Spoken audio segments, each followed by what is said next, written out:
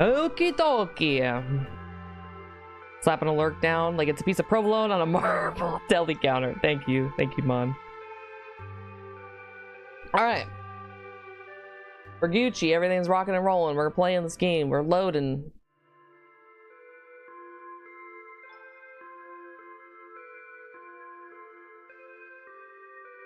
Not even slapping it down on me. Oh my god. Okay, where were we at? So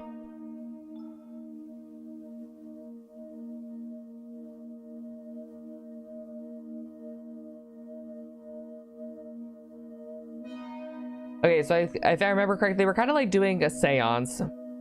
Kind of. We were gonna use Kazuki's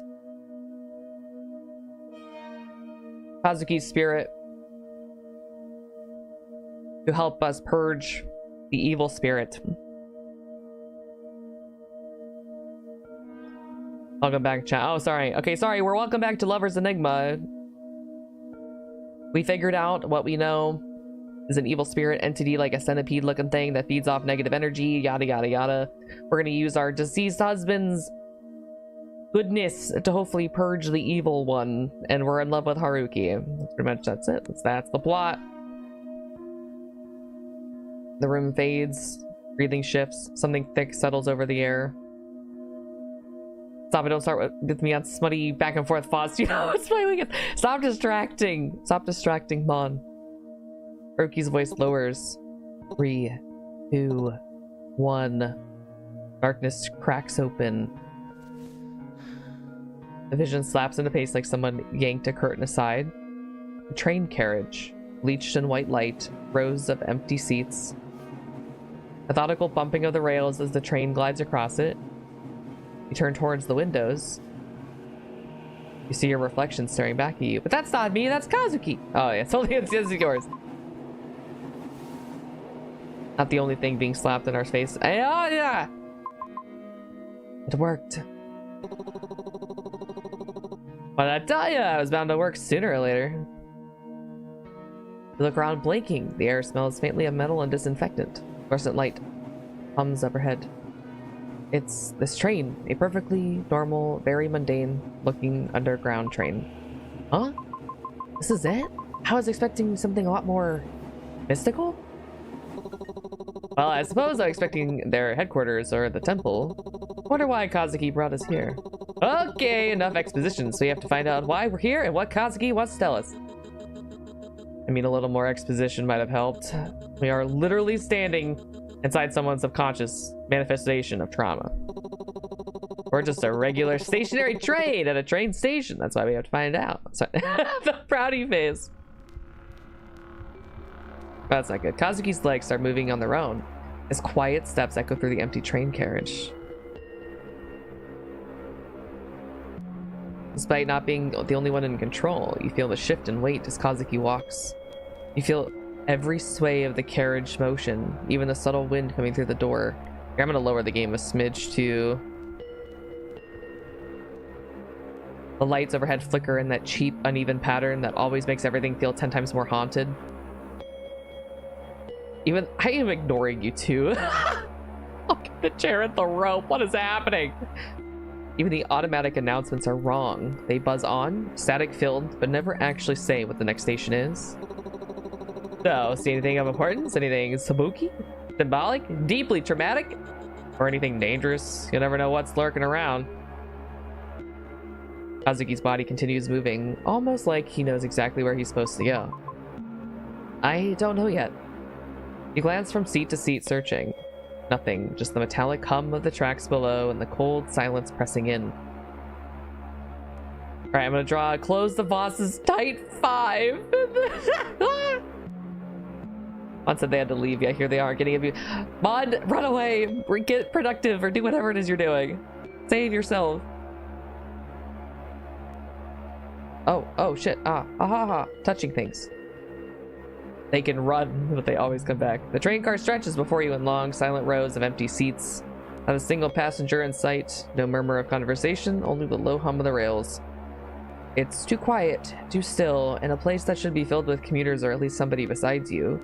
The emptiness feels deliberate. The only real sign that whatever is happening here is not what it seems. I'm the latest subject of 𝗪𝗔𝗕𝗓𝗧. Oh my god. The bag sits on the seat. You recognize it instantly. That's 𝗏𝗧𝗧𝗧's bag.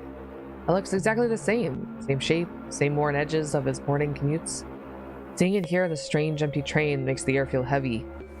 𝗏𝗧𝗧𝗧 reaches for it. Before you can decide anything, his hands move with the familiar purpose that isn't yours. The latch clicks open. Inside are stacks of papers, dozens of sheets, handwritten, reports, notes, timelines, names and dates. 𝗏𝗧𝗧𝗧 flips through them too fast for you to take in. Interesting. These all seem to be information on the cult. 𝗏𝗧𝗧𝗧 suddenly pauses on one page. It looks different. You dropping in and out like a candle wick into a vat of wax. Maybe I should go finish my degree, then do masters in sex. Maybe you should be like sex ed. The handwriting is messy, frantic, written on the back of a clean sheet like he had no time to find a proper page. Your vision leans in as 𝗏𝗧𝗧𝗧 brings it closer. I dug too deep. They are sending someone after me soon. You try to follow his movements. He is turning the page and you catch the beginning of a name. You cannot focus fast enough. The paper is pushed back into a bundle before you can read more. Wait! 𝗏𝗧𝗧𝗧𝗧 does not slow down. His hand dives deeper into the bag and pulls out a small velvet box. You know exactly what it is. Is that? It's our ring. The train hums around you. The lights flicker as if reacting to the sudden shift in emotion. 𝗏𝗧𝗧𝗧𝗧 opens the box only a little. Inside, the small gemstone catches a faint glimmer of light. A promise that never reached a future. You get one breath with it, one fragile second. You feel your heart's warm for a split second, turning to a slight ache, then from confidence to hope. Before 𝗏𝗧𝗧𝗧𝗧𝗧 closes the lid, not harshly, not carelessly, just firm and final, just like his passing. He places the box back into the bag. He shuts the latch, his hands rest on the bag for one last moment, the finishing a thought he cannot voice. You sigh, a feeling of disappointment and confusion overwhelm you. Kiira, are you holding up all right? I don't know. I don't even know why he brought up the ring again, or showed me all that stuff. It might have been his way of trying to tell you something, that even in his subconscious state, he's still thinking of you. Perchance?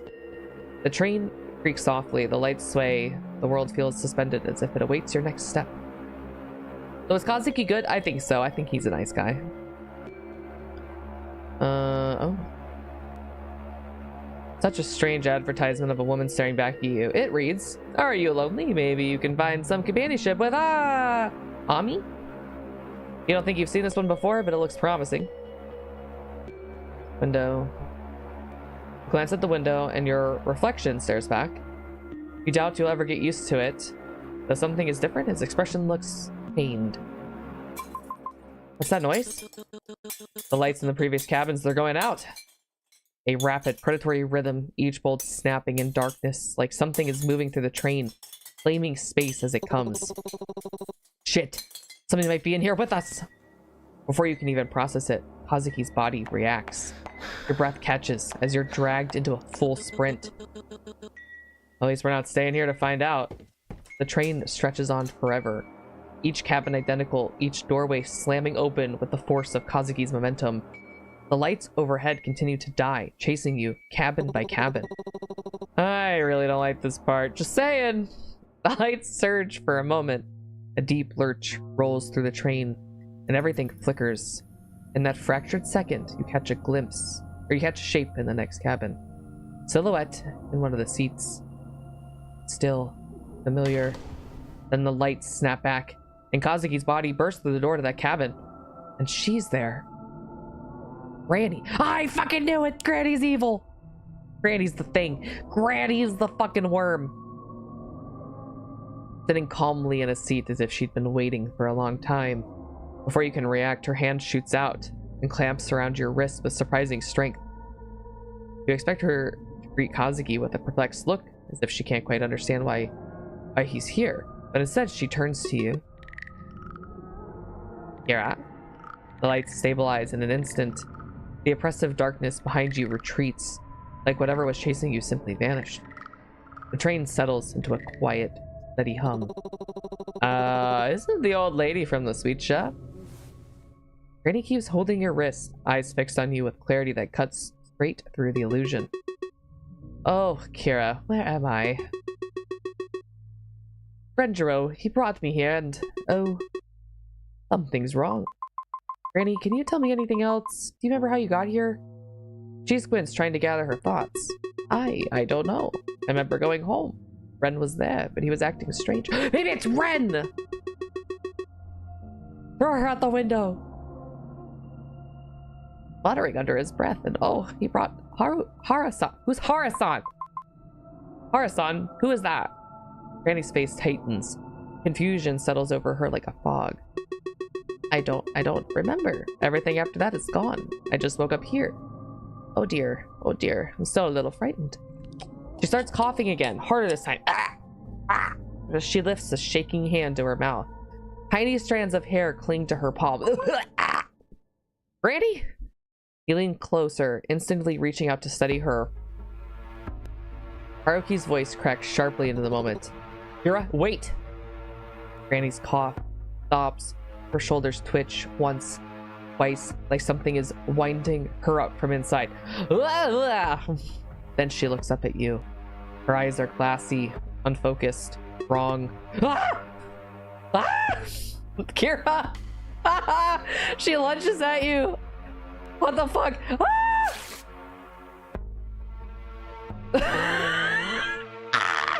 Wait! What did I do wrong? I panicked. Now we know how to tear the paper, right? This feels... She dissolves. Takashi vanishes with her. We lost Takashi. Oh, it's alright. It's fine. It's totally fine. We still have 2 left. Just maybe try not to use them all in the next 5 minutes. What was I supposed to do? What do you mean? Okay, let's save the game. You can't even process what he said, let alone respond calmly. Your mind is already elsewhere. Tightening with worry about Granny. I don't give a shit about Granny. What is happening? Where's Granny? Is Granny okay? You struggle to steady Kazuki's trembling hands, your own panic bleeding straight into him. I didn't mean to. I just didn't want to hurt her. Oh God, what if Granny's hurt? I need to get to her. Kiira, listen, something's pulling Granny into all of this, and if we rush to her, whatever it was, will be loose. From what I can tell, her body should be fine. Maybe a little sore from all the bad energy, but she'll be alright. You swallow, forcing yourself to focus on his voice. You still need to find the source. That's the only way to fix any of this. And you are the only one who can do it. You need to pull yourself back together, alright? I'm still here with you. You still got this. Okay, sure, whatever you say. Somewhere in the background, Takashi's muffled voice chimes in like he is talking through static. Yeah, we are here. Just stay focused. You can do it. Thanks, man. Their voices anchor you, threading through the panic. Slowly, the shaking in Kazuki's hands eases. Alright, let's go. That was creepy. Kazuki's footsteps each echo down the empty carriage as you push deeper through the endless rows of seats. The tunnel of lights flicker overhead, humming like it's waiting for something to break. I still don't understand. What could have dragged Granny into all of this? She shouldn't be here. None of this makes sense. Oh, Granny might have been connected to the cults in ways she didn't realize.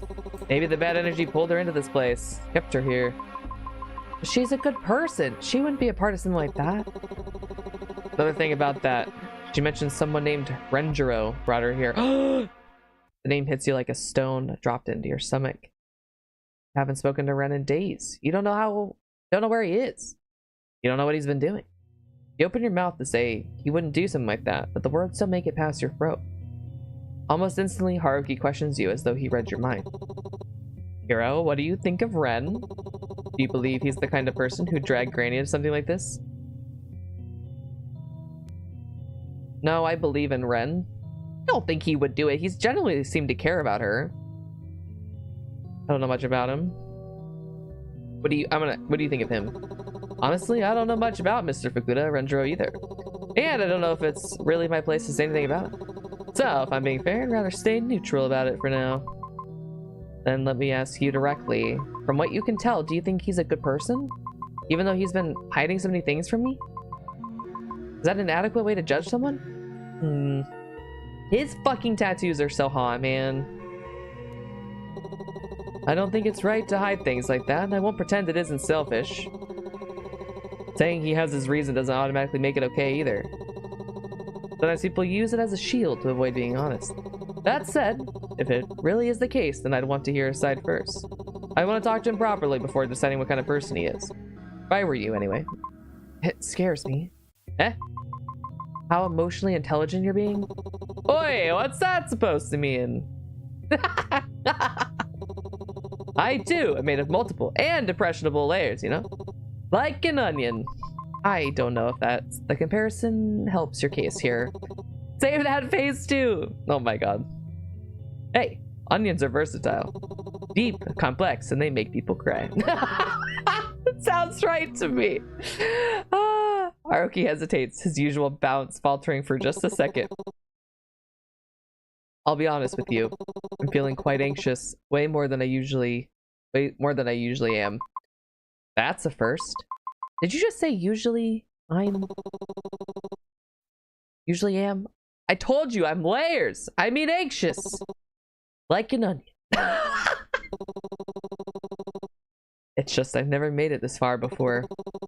Somewhere around here, I always mess up. Mess up how? Arushi pauses, almost as if weighing the risk of what he's about to tell me. Arushi. Alright. Most of the time, the ritual fails. Or the loop just ends, abruptly. I get thrown back to the first day every time. This is the first time it's actually worked properly. And I think it's because you're here. Me? You! The truth be told, it's frustrating in all honesty. Knowing I failed so many times before this. But hey, if it took 30 tries, at least it wasn't 31. 31 is such an ugly number. No symmetry. Bad vibes. Unless we flip it horizontally and the one that's about the pointy thing. That's your takeaway? Absolutely. Muffled voice echoes from nearby. Can you two stop flirting and find what we're supposed to find? Your face heats up instantly. We're not flirting. Yeah. This is not flirting. This is exposition, but he spells it all out. So he goes 𝗥𝗡𝗢𝗡𝗢𝗡. ... I regret being conscious. Hey, it's important to talk about these things. I love this fucking game. It helps stabilize our feelings, especially in a place like this where we don't even know where to look. It prevents negative energy from building up and clouding our judgment, so we can focus on finding what we need. Spirituality 101. For a moment, the air feels lighter. You hadn't noticed how heavy it was until now. Glance around. The train still stretches endlessly ahead, carriage after carriage repeating itself. But something is different. You love a grumpy third wheel in a narrative. Stop flirting! It's so funny. I enjoy bratty dudes in game, but I hate boss IRL. Yeah, honestly. At the very end, near the first carriage, you notice it. Someone is standing there. Ah! I see someone in the first carriage. Let's head over to it. Wait! I need this. I need this. If my model parent ever watches my streams, I hope they know I want this pose. I need this. This is happening. All of this. Before you go, I need to tell you something, or maybe remind you. I already did. I took a photo. Kazuki was a good person. He is a good person. I know that. And whatever spirit is hiding here, whatever's feeding on all of this, it's going to try to twist that. It's going to use your guilt to make you think otherwise. As it usually does. Honestly, I probably made it this far because of Kazuki too. Not just you. Which is a little annoying. Would have been nice to say I did this purely on my own. Still, I'm grateful. I just wish I could have known him when he was alive. You're keeping things vague again, Haruki. Vague and sentimental. I know. And I'm sorry. But I promise I'll tell you everything after this. Especially the things he couldn't tell you when he was alive. Your chest tightens. Even in this strange place, even with the fear buzzing quietly around your skin, Those words settle heavily, as if acknowledging them pulls the world forward. The endless carriage finally end. I see something. Silhouette. Great. Let's get this over with. Maybe they can finally tell us what's going on. The figure waits at the final cabin. You slide the train door aside and step into the cabin. But as you do, pain detonates behind your eye. Ah! It rips through your skull. Sharp and blinding, like a migraine striking all at once. That was hurt. Ow! Kiira, what's wrong? Ow! You feel it twice. Once in your own head. And again, echoing as though it does not belong solely to you. Are you accusing me of being one of the first two or the second IRL? Because, yes. You force yourself to stay upright, pushing through the pain, walking into the image ahead. Kazuki moves forward on unsteady legs. His vision wavers. His limbs tremble as if they might give out at any moment. The instant the figure speaks, the pain surges violently. It is fear flooding your senses. Not yours, Kazuki's. You? The man before you sounds confused, almost uncertain. You are here? Thought I saw the last of you when I ripped this pathetic body off you. What? Is this what a dead man leaves behind? Lingering thoughts, fragments, regret? His eyes never settle on you. Not on Haruki either.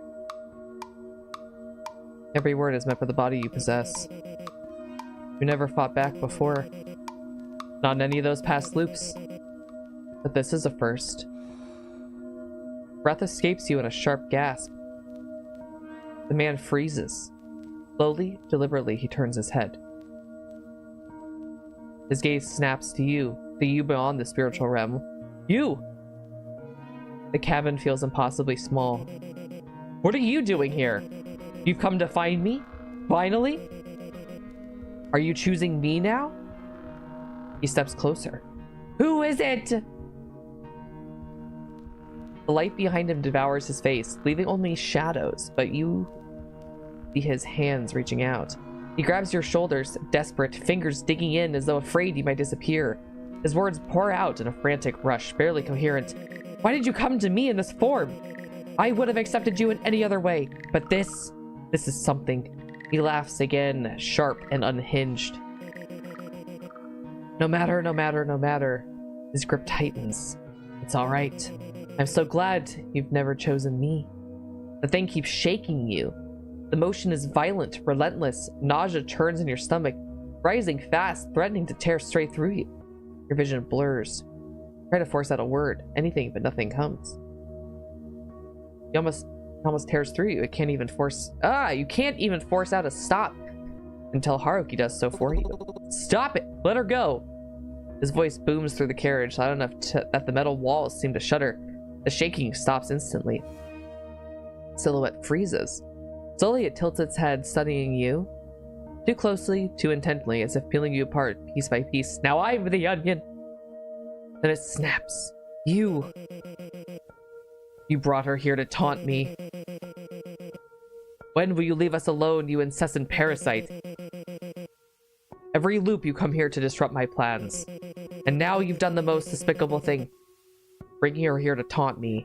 He screams and screams, clawing at his own hair, voice breaking into something raw and feral. Oh my god, this would be so interesting as like an actual like game, not just a visual novel. As he staggers forward, the light finally reaches his face. Kazuki?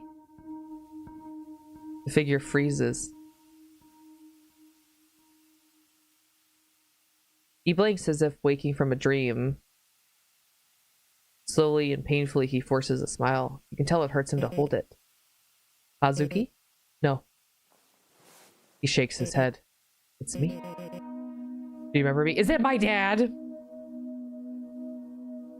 His voice softens, almost pleading. I'm using this form so it might be easier for you. You always rejected my real form. He steps closer. Do you remember me? Please say you remember me. His eyes glisten with something desperate. You came to find me here after all. Fate finally brought us together. Please say my name, please. Kazuki, what's wrong with you? What's happening to you? The smile shatters instantly. He screams. It is raw, visceral, tearing straight through the cabin. So is Kazuki like a figure of Kazuki standing in front of us as well? That's what I don't understand, I guess. He grabs your body and the pressure slams into your shoulders at the same time. Your own scream tears free as pain floods your senses. It's me! You came to me this time! You never did this. Please, please remember. You forgot. Just like how you forgot me.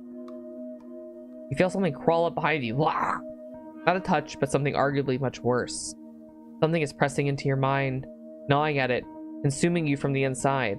As we came in here, we are kind of like in Kazuki's like being, like a memory, I believe. Time to call Mark to have him turn this into a movie, right? Your vision swims. There's too many voices. Kiira, listen to me. She's here. She's trying to distract you. Is it my mom? He is panting now. Each breath sounds wrong, uneven, and shaky, like he's forcing air into lungs that do not want to cooperate. Something is wrong with the ritual. Something is wrong with Haruki. Something's wrong, Haruki. What's wrong? Why does it say monk? The words blur together. Your head throbs. The sounds refuse to fade no matter how tightly you press your hands over your ears. It pushes straight through you. The pressure builds. Then suddenly, a small bell rings. Clear, sharp, and final. Is the loop gonna start over? Break free, Kiira. The grip on your shoulders vanish. Your body lurches forward as the man releases you, but his hands immediately shoot out again, fingers stretching desperately, trying to pull you back. Your heart slams against your ribs. Kiira, now! Tear it! You can't! It's too much! Tear it! Your fingers brush the talisman. You know what will happen if you do. You know it will hurt him. But what other choice do you have? Ah! What do I do? What do I do? I should have saved! What do I do? I can either tear my own or tear Haruki's.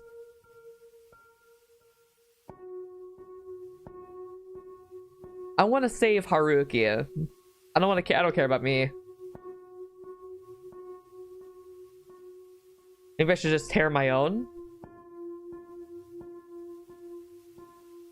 I don't know what's worse. I guess I don't know what happens. We tore the other one and then he left. Maybe if I tear Haruki's, he'll leave.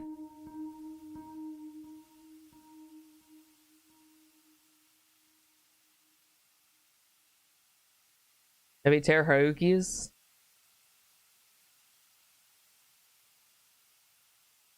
I don't know. We're gonna tear Haruki's. You reach out for the talisman. Not the one calling to you. Haruki's. Wacha! You have a save, right? Yeah, I did.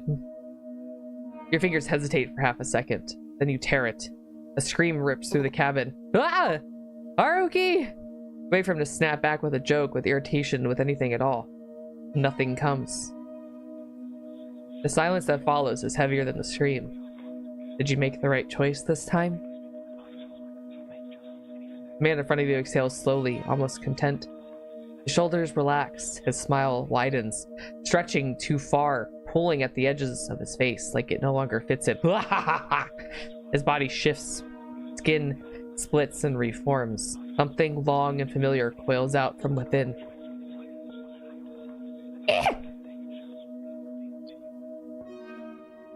There it is. That look on your face. It steps closer, its presence pressing down on your chest. Funny how these things always end up with someone hurt. You! You hurt him. Just like you hurt the others. Is it my mom? Hazuki trusted you. Friend followed you. Granny suffered for you. And now Haruki bleeds for you. Funny, isn't it? No, I did not mean to. Intent does not matter. Wherever you go, pain follows. Wherever you stay, people break. They cannot escape you. They can't escape you! You are the common thread. But you know what makes this even better? You could save everything. You could reset it all. Fix the mistakes. Spare them the suffering. For a brief, terrible moment, the thought almost settles. Then it laughs. But I do not want you to. Not yet. Your despair here is exquisite. Fuck you! God! Every doubt, every regret, every sleepless night. It feeds me so well. Yeah, so this is the parasite that's like the demon. But I won't consume you just yet. You still have a little bit of hope left in you. I will let you walk forward knowing you chose this. Knowing Haruki screamed because of you. Knowing the others are never truly safe. I will be waiting at the station. He always ends up there. Come when you are ready. The cabin begins to dissolve. Your knees give out. Haruki does not speak again. Nice to see Senator Dianne Feinstein alive. What? The lights dim. The world drains of sound, of color, and certainty. Then there is nothing. Black. I cannot. You wake from the blackness with a dull throb pulsing behind your eyes. Every thought feels heavy, like it has to push through the fog just to exist. You manage to prop yourself up before the room tilts again. Hands are on you immediately, steadying you before you can fall. Akashi-san? Where's Haruki? He just needs a little bit of time to rest. That alone is enough to make your chest tighten. Rest? Talisman took a toll on him, more so than usual. The words sink in slowly. You tore it, even if it was what he asked you to do. I hurt him? You followed his instructions, you did what you had to. And did I do the wrong thing? That doesn't make it any less wrong.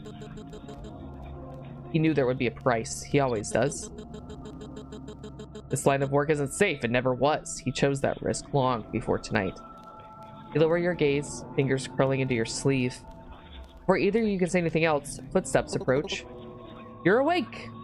You look up. Haruki's standing there, pale, posture stiff, like it cost him effort just to stay upright. He tries to smile anyway. See? I told you I'd be fine. You're lying. Only a little. Takashi clicks his tongue. Sit down before you fall over. Haruki ignores him and looks straight at you. You did the right thing. Haruki. Knew what would happen. That's why I asked you to do it. I'd rather take the hit than let anything happen to you. You can't just decide that alone. I have to. I'll always do anything I can to protect you. You don't have to worry.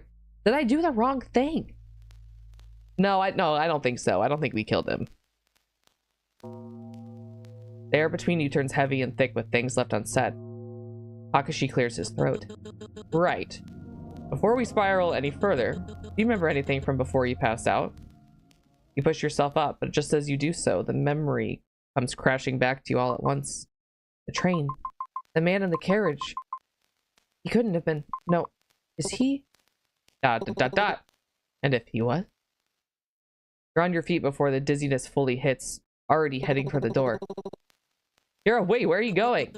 You can barely stand. Slow down. I have to go to the station. Hazuki is there.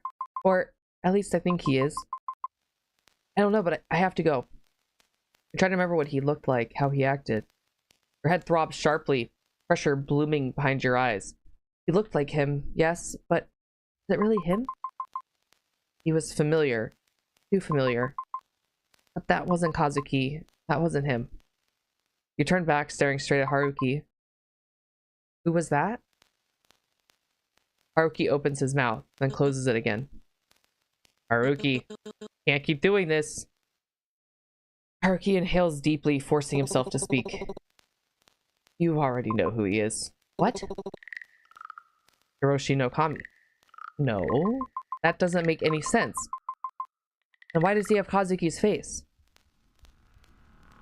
Your chest tightens, something inside you cracking open. Images line up in your mind, things you never wanted to connect. The missing body. The silence. The way nothing was ever found. No. Your voice drops. You knew, didn't you? Haruki doesn't answer right away. Kiira, it's not that simple. Did you know? Did you know what happened to him? Haruki looks away. That's enough. You knew. And you didn't tell me. I was trying to protect you. From what? The truth? Or from yourself? You turn back towards the door. Kiira, wait, this isn't time to act this isn't the time to act irrationally. Then when? After I find out everything on my own again? After I see him wearing Kazuki's face one more time? Haruki reaches out. Kiira, you pull away. No! I'm going to the station. With or without you. You storm out, the door slamming shut behind you, leaving the room heavy with everything that was left unsaid. Ah, should I go back? Should I go back? Oh my god. Should I go back? Should I go back? Did I do the wrong thing? Ah! I bet you I did the wrong thing. I bet you I should have tore my own talisman. Maybe it's the same. We're gonna do it. It's fine. I only made one choice here. I wanted to save him. I wanted to save him from having to deal with the thing. If it sucks, go back. That's true. Your footsteps striking too loud against the empty street. The air feels sharp and cold. Every breath scrapes you on the way in. Think. You have to think. But your thoughts won't line up. They scatter. I really saw it would change. Really, this really feels like the conclusion of the plot rather than a potential diversion. I hope so. No, not now, not again. Haruki's a liar. He's not a liar. Haruki hid things from you. He didn't want you to know that your dead husband isn't dead. It's actually a fucking demon parasite thing. You asked him over and over. You told him you could handle it. You encouraged him, trusted him, leaned on him, and all this time he was watching you struggle. Oh, sorry. While holding something like this back. How could he do that? Was it intentional? Was this all just a way to get closer to you? You let out a bitter laugh under your breath. Of course. Played again. Typical. Girl, fucking snap out of it. He likes you. Should have known better by now. You should stop. Think this through. Because if you really think about it, he didn't lie to hurt you. He hesitated. He avoided it. He deflected. Those aren't the same things, are they? No. Don't excuse him. People always have reasons. How is our sanity? I don't know. People always say they mean well. And look where that's gotten you. Kazuki, Granny, Ren, now Haruki. Every time you trust someone, something gets taken from you. Maybe you're just not thinking clear. We're not thinking clearly. Maybe you're letting fear do the talking again. You've been here before. You know what happens when you let it spiral. So tell me, are you going to think this through properly? Or are you going to let it swallow you whole? Take a breath. Why would you get angrier? Take a deep breath. Ah! You've endured far worse than this. The panic ebbs just enough for your thoughts to slow and fall back into place. Okay, but listen. Okay, but listen. For real, if I was like, oh, perfect. My dead, not dead first husband is a demon, then I no longer feel bad about moving on. This is a great situation. Maybe that's just how I take this. Every time you tried to get through to Haruki, every time you hesitated, deflected, laughed, and things off, he still stayed. He still tried in his own way. You can't excuse what he hid from you. That part still hurts. It'll always hurt. Oh, move on. You can see it now. He looked tired in a way that goes deeper than exhaustion. But what if dead, not dead hubby is still trying to kill potential new hubby? I know, which is why I was like, maybe I need to save Haruki and get him off the train. Like someone who has watched the same ending play out over and over, hoping it might change if he adjusts just one more detail. Someone who has failed more times than he is willing to admit out loud. He has been trapped in this loop far longer than you. Oh my god, he's some guy. Ah! There has to be a reason he chose to do things this way. A reason he kept carrying everything alone. You feel the anger stir again and you let it exist, just not in control. You can be angry later after the truth is out, after the loop is broken and no one else has to suffer because of it. You study yourself. You've grown. You're not the same person you were at the beginning of all of this. Not the one who froze or doubted herself into silence or let the fear decide for her. And through all of it, one uncertainty remains, unwavering. Haruki is a good person. Yeah, he is. Even if he stumbled, even if he made the wrong choice, even if he tried to shoulder everything alone, you believe that. And for now, that belief is enough to keep moving forward. Soon you find yourself at the train, and it's empty. Too empty. The lights are on, the board's still flickering with arrival times, the gates humming softly like nothing is wrong, and yet you know the last train will arrive soon. If you miss it, something ends. If you board it, something else begins. Almost instantly, a voice cuts through the stillness. Kiira, wait, please. You don't turn around. Your hand tightens at your side. Let him speak. Say it. I'm sorry. I know saying that doesn't fix anything. I know it probably doesn't even mean much after everything you've been through. I messed up. And I'm trying. I really am. I don't know how to do this right. Do what exactly?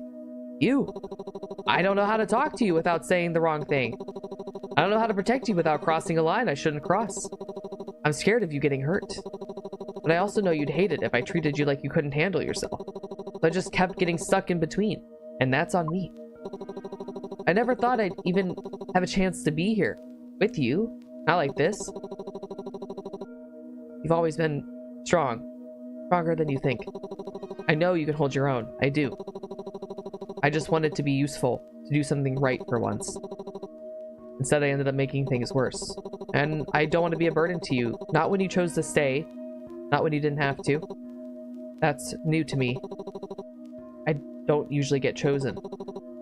I'm sorry. Again. Ah, this poor little baby! You know, I only made it this far because of you too. I didn't do this alone. You were there. Even when you messed up. Even when you were scared. That counts. Someone get him some coffee. Really unfair, you know that? You make it really hard for me to give up on myself. Especially now. I never wanted to live as badly as I do now. Because of you. Haruki goes quiet for a moment, fingers curling at his sides. When he speaks again, his voice is softer. Sorry for not explaining everything to you sooner.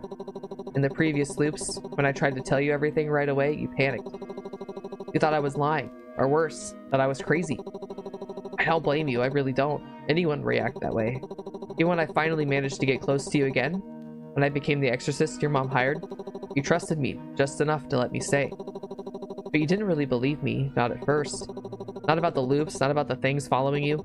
Not any of it. So I had to find another way. It felt awful every time I had to lie to you. But if I told you too much, too fast, I lost you. So I hid things. Just enough to keep you from running away. I didn't know any other way. I didn't know how else to earn your trust without breaking you in the process. Sorry. You didn't do anything wrong, honestly. This sounds perfectly normal. You still trust me. I can't trust you anymore. Oh my god, I trust you.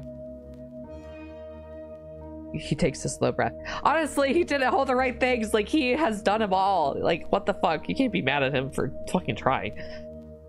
Don't let the anger take the wheel. Not at this time. I trust you. The words come out steadier than you expect. I won't pretend that I'm not angry. You lied to me. You hid things, and yeah, that hurts. But I can also see why you did it. If you told me everything all at once back then, I probably would have freaked out. I would have thought that you were crazy, or lying, or trying to manipulate me. And we both know how that would have ended. But we're here now. Somehow we made it this far, and little by little, I'm starting to understand what's going on. Maybe this way is slower, maybe it's messier, but it also lets me breathe, it lets me think. Though I'm still mad at you. I won't let that disappear just because things are hard. But I won't let it cloud my judgment either. You've protected me over and over, even when it hurts you too. So, I trust you. Not blindly, but enough to keep going. Ah, the poor little baby! Ah! More than I deserve, maybe. But it's what I'm choosing. The air between you settles and stills. Oh my god, the air between you settles, still a little tense. But steady enough to move forward. Things move in a blur, and soon you're standing in front of the platform, the empty rails stretching out into darkness. The last train waits, doors still shut, humming softly, as if holding its breath. Are you ready? No. Ready for what exactly? For the train? For the man wearing Kazuki's face? For the omokade? For whatever awaits at the end of this loop? The doors slide open with a slow hiss. You hesitate, feet rooted to the ground. What if you see him again? What if it all happens over again? What are you supposed to do then? Before your thoughts can spiral any further, warmth wraps around your hand. Ah! Haruki! He doesn't look at you right away. His grip tightens just a little. Not ready either. I don't think I ever am. But as cheesy as it is, with you by my side, I'm willing to feel all sorts of fear, if it means I get to see the end of this with you. Even if I'm terrified and I have no idea what I'm doing. You'll give me the strength to prove that Almighty God and everyone who doubted us that I'm not weak and neither are you. Let's see through to the end of this together. He gives your hand a small squeeze and leads you forward onto the train.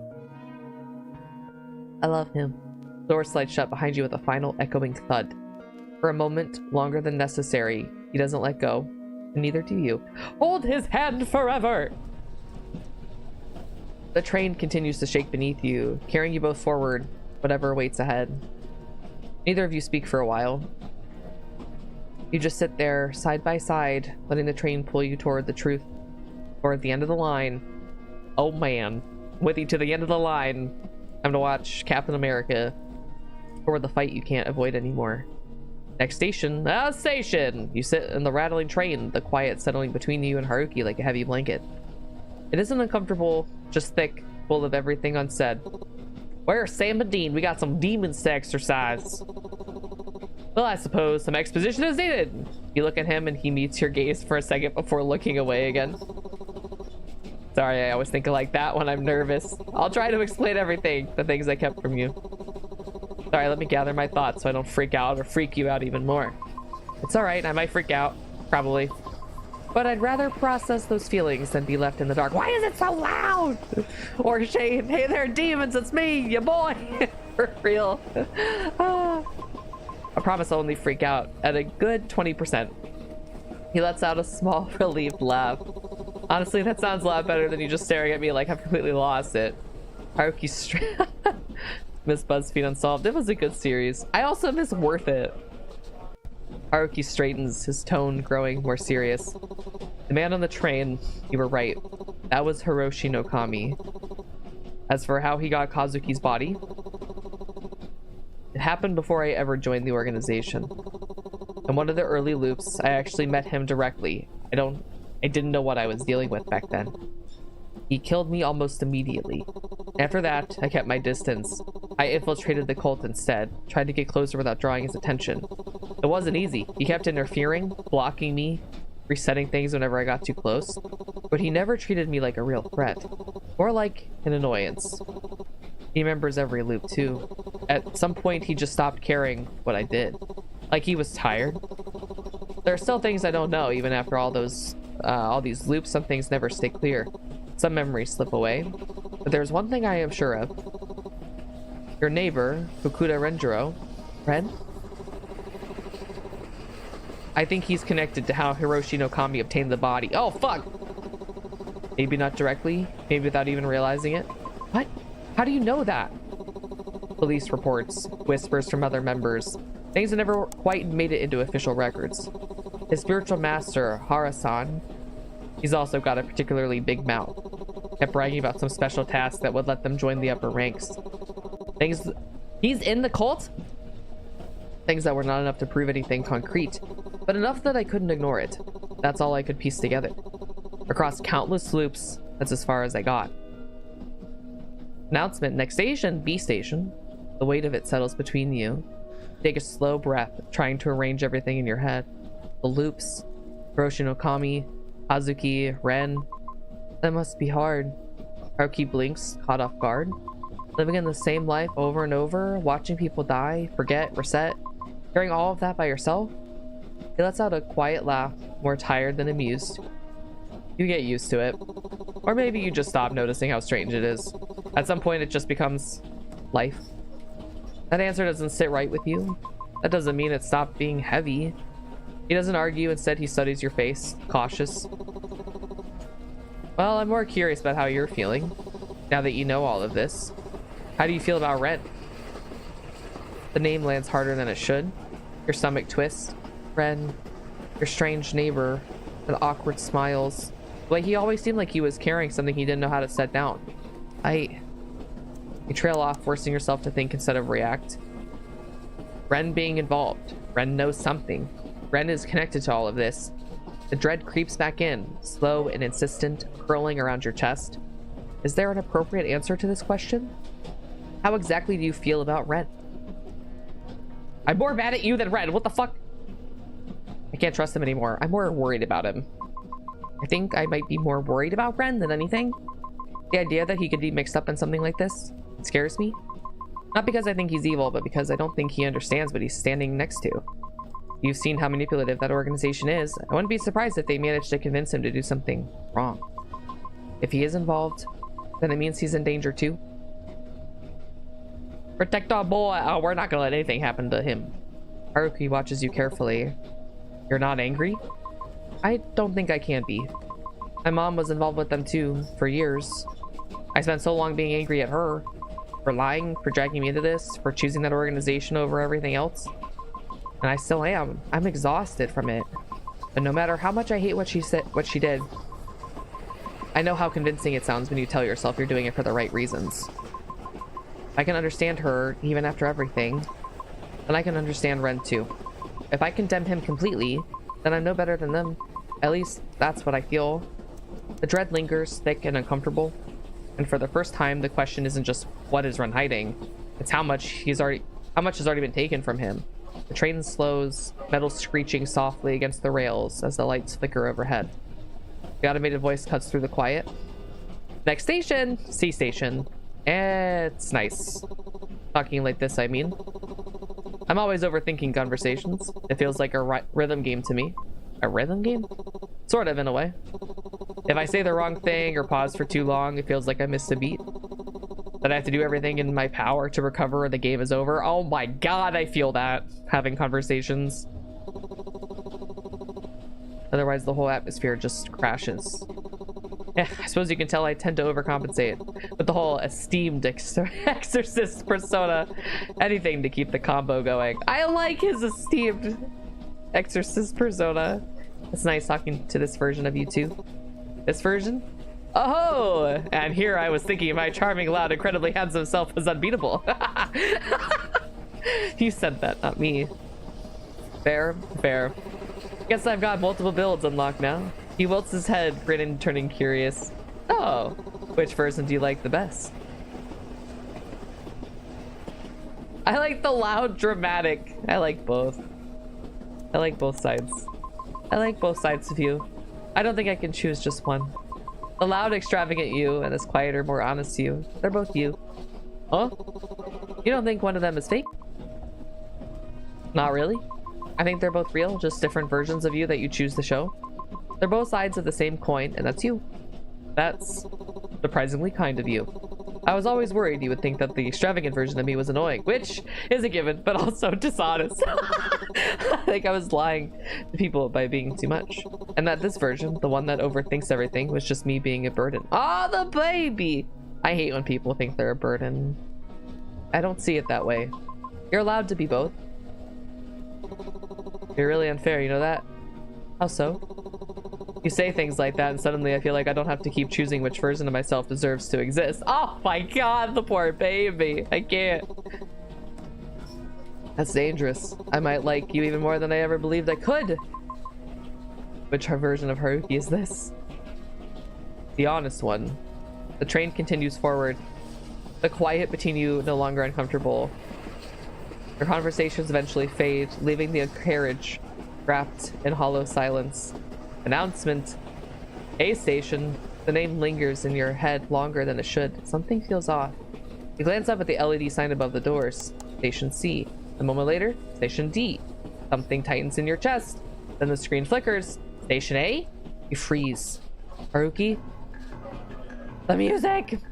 He does need a friend, holy shit. He turns to you, still wearing that easy expression, but his eyes sharpen almost immediately. Here, I'm gonna turn the... Oh, wait, hold on. Here, I'm just gonna lower it.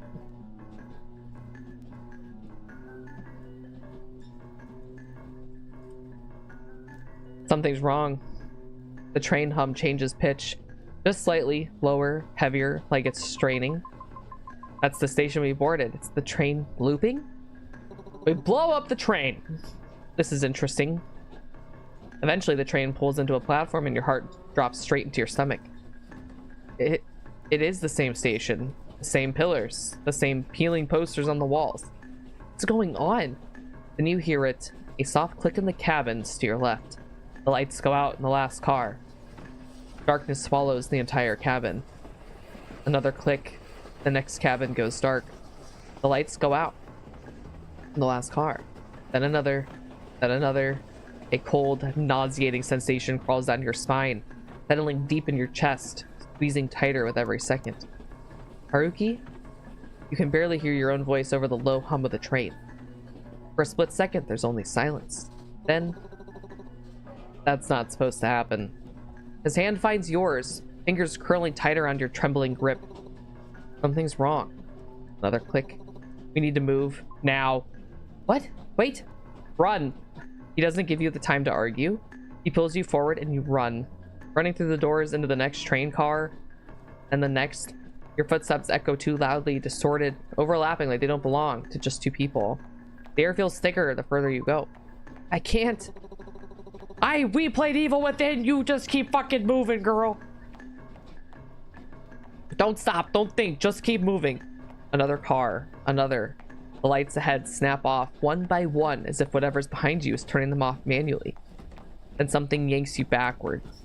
Your fingers slip from his. No! Haruki! You slam against the floor, the world spinning as you're dragged away. Kiira! You reach forward. He reaches for you. Oh my god, what's happening? The darkness surges between you like a wall.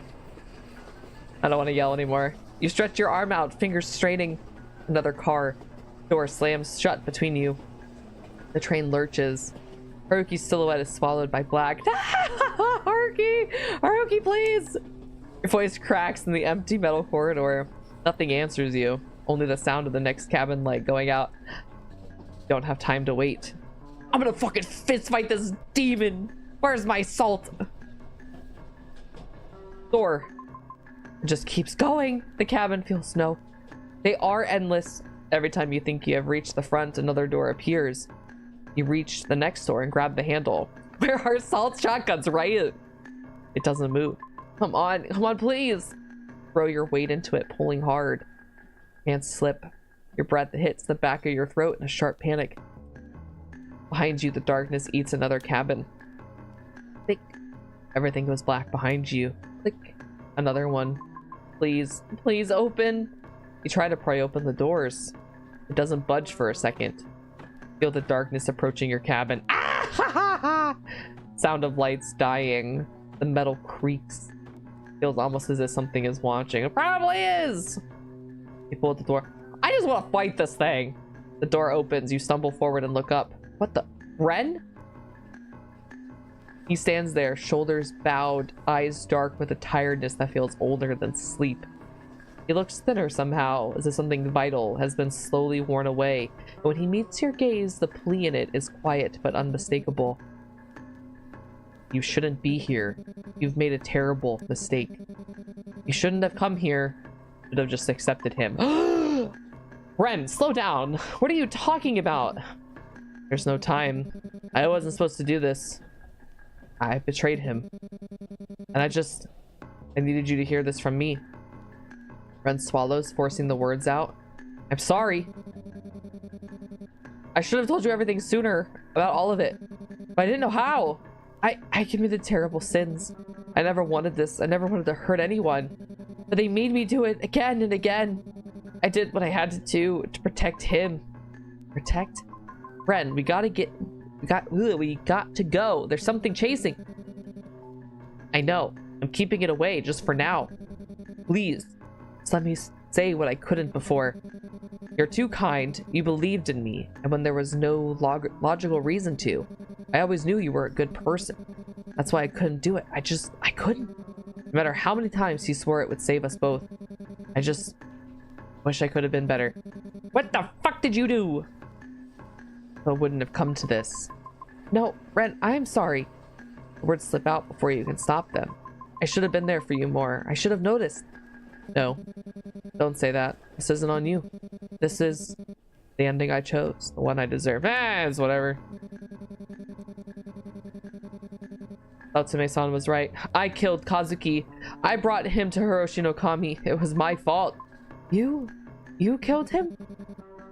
You deserve to know the truth. The only thing I can do now is to buy you more time. And I hate that's all I have left. I should have done more. If there really is a loop, if there is a next time, I hope I'll do things differently next time. I hope I'll be braver. Honest, sooner. Maybe in another loop I'd be here with you. With all of this hanging over us. This bitch! I mean, it probably wasn't entirely his fault. I mean, we know cult stuff can be a little intense. I would have stood by you. We could have faced this together. Oh, I also wonder, like, if you don't go with, like, Haruki, like, if, like, it would change. Like, if you don't date Haruki and, like, instead you go with Ren, would, like, Haruki be the one that kills him? Like, does it just pick one? Well, I guess it's the same thing, though, like, with Ryota. I guess Ryota is on our side, but I wonder if he's, like, done with the story now. Sorry, I couldn't be stronger. And I'm sorry that this is how you'll remember me. Maybe next time we can get... Oh, Takoyaki! So Ren suddenly grabs your hand. Before you can react, he shoves you forward, hard. Your back slams against metal as you stumble into the next carriage. Ow! Ren! The door snaps shut between you with a sharp, echoing clang. You pound against them, metallic... Or sorry, wow, where did I get metallic from? Panic, clawing up your throat. Ren! Don't, please! Your voice bounces uselessly off the empty cabin. On the other side, you hear his footsteps retreating. You scream his name again and again until your throat burns raw. He never turns back. Yeah, whatever. The train lurches forward and the doors stay closed. Also, where are we gonna get, like, resolution with our mom? Whatever choice Ren just made, he made it alone. Silence. You pound on the door, but there is nothing on the other side. Not even a shadow. Another click echoes from behind you. Another cabin goes dark. No time left. You turn and run. Is she not dead? I don't think so. 3, 2, 1. You slam straight into something solid and warm. Haruki? Your breath comes out ragged as you stumble back, words tumbling over each other. Ren was here. He just appeared, and then he went into the cabins, and he's in trouble. Ren's in trouble. We have to help him. Haruki's eyes widen, but he moves closer, immediately placing a steady hand on your shoulder. Hey, slow down. Breathe. What happened? He was right there. He stopped me when the lights went out. Oh, okay. Let's think this through. The way the stations keep looping, how we were torn apart so suddenly, and now someone tied to all this shows up. It's not too far-fetched to think Hiroshi no Kami is behind it. If he couldn't intervene directly, using someone bound to the loop would be the next best thing. The Ren showing up wasn't random. He was probably sent to stop us. You think over Haruki's words, and then Ren's. It makes sense. And then another of Ren's more haunting words crosses your mind. I killed Kazuki. Your chest tightens. Ren said something else. You hesitate. The words feel heavy, poisoned. He said he killed Kazuki. Your breath stutters. A panic surges back, sharper this time. He admitted to it. And you said Ren was involved with Kazuki's death, so it must be true. I don't know what to do with that. I don't know how I'm supposed to... Wait, you don't know that. It could be Hiroshi no Kami playing tricks on you again. I mean, why would he let Ren... But what if it's true? Your hands curl into fists. What if Kazuki... What if Ren... No! Your thoughts fracture, and then quietly another voice slips in, close, almost gentle. Knowing that, how will you move forward? Oh, fuck you! I don't know! Ah! I need to keep going. I need to be more careful. I don't know what that means. I don't know if it matters. How much do our choices matter for this?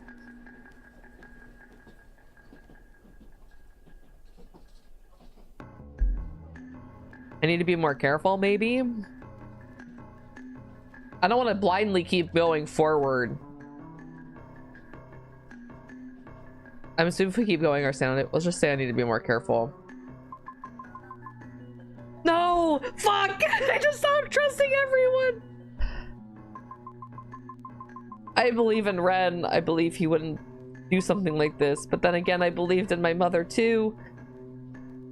Your voice goes flat and distant. And they both hurt me. I can't afford to believe in motives or regrets anymore. I can't afford to care whether someone feels sorry. From now on, I'll be more careful. Haruki's expression tightens. Fuck me! That's a dangerous... Fuck! Fuck! Fuck! We might need to go back. Hold on, hold on, hold on, hold on, hold on, hold on, hold on, hold on, hold on.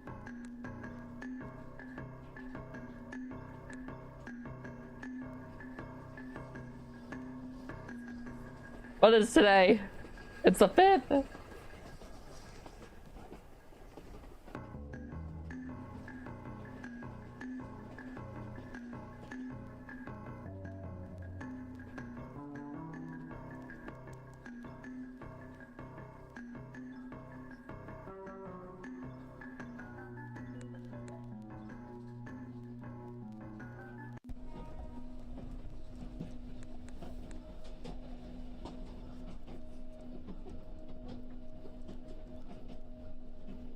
Hold on, hold on, hold on, hold on.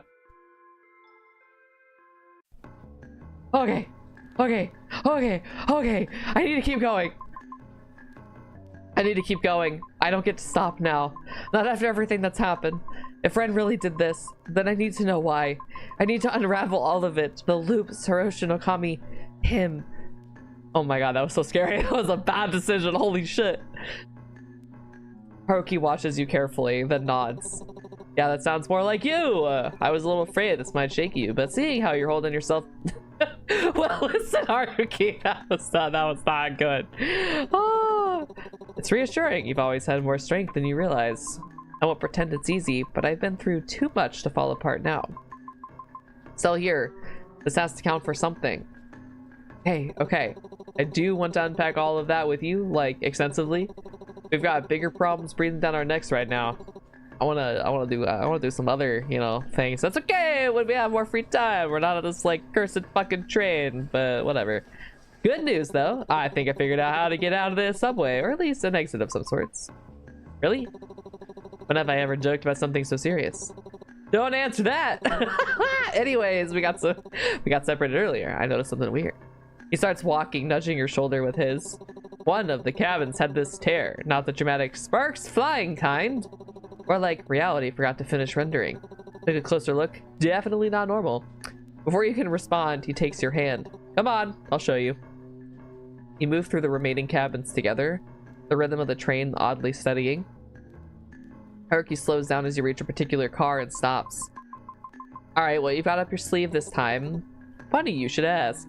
He pulls out something from his pocket. This is so much better. Holy shit. Talisman. Let's confirm a theory. He steps forward, holding the talisman up towards the front of the cabin. You squint. I don't see anything. Yeah, that's the problem. He tears the talisman cleanly in half. Instantly, a sharp, burning pain shoots through the back of your eye. Ow! Your vision blurs violently. You stumble, clutching at your face. Haruki! The world smears, color draining fast, and then everything goes black. Ow! Inosuke! Did you at least bite me on time with the fucking game? Little shithead. I love him. Out of nowhere, lights behind you flicker violently. Then, from inside the darkness, too deep and too wide to belong in a train, a voice slides out. Oh, did you manage to find me? I knew that boy was useless. Ah! Inosuke! He's attacking me! Stop it! I knew that boy was useless. How disappointing. I should have ended him after his first mistake. Stop jumping at me. He's so silly. From the darkness, a sigh drifts out. Familiar, wrong, but familiar. Silhouette steps into the weak emergency lighting. Same height, same build, but something wrong. The face isn't his. Oh, heterophobia! You bastard. You took his body. You took Kazuki's body. For this? The thing wearing his face tilts his head. Is that all you wanted to ask? There's no end to this train, you know. Ah, hold on. Oh my Lanta. You little fuckhead. Come here. Come here. You wanna fucking go? You wanna go? You wanna fight? Don't bite me. Call your son. He's being bad. He's jumping up here and like grabbing my arm. Don't clip that. There's no way out of this town. The loop won't let you. It never has. It takes a slow step forward, dragging his fingers along the seats like he's walked this path thousands of times already.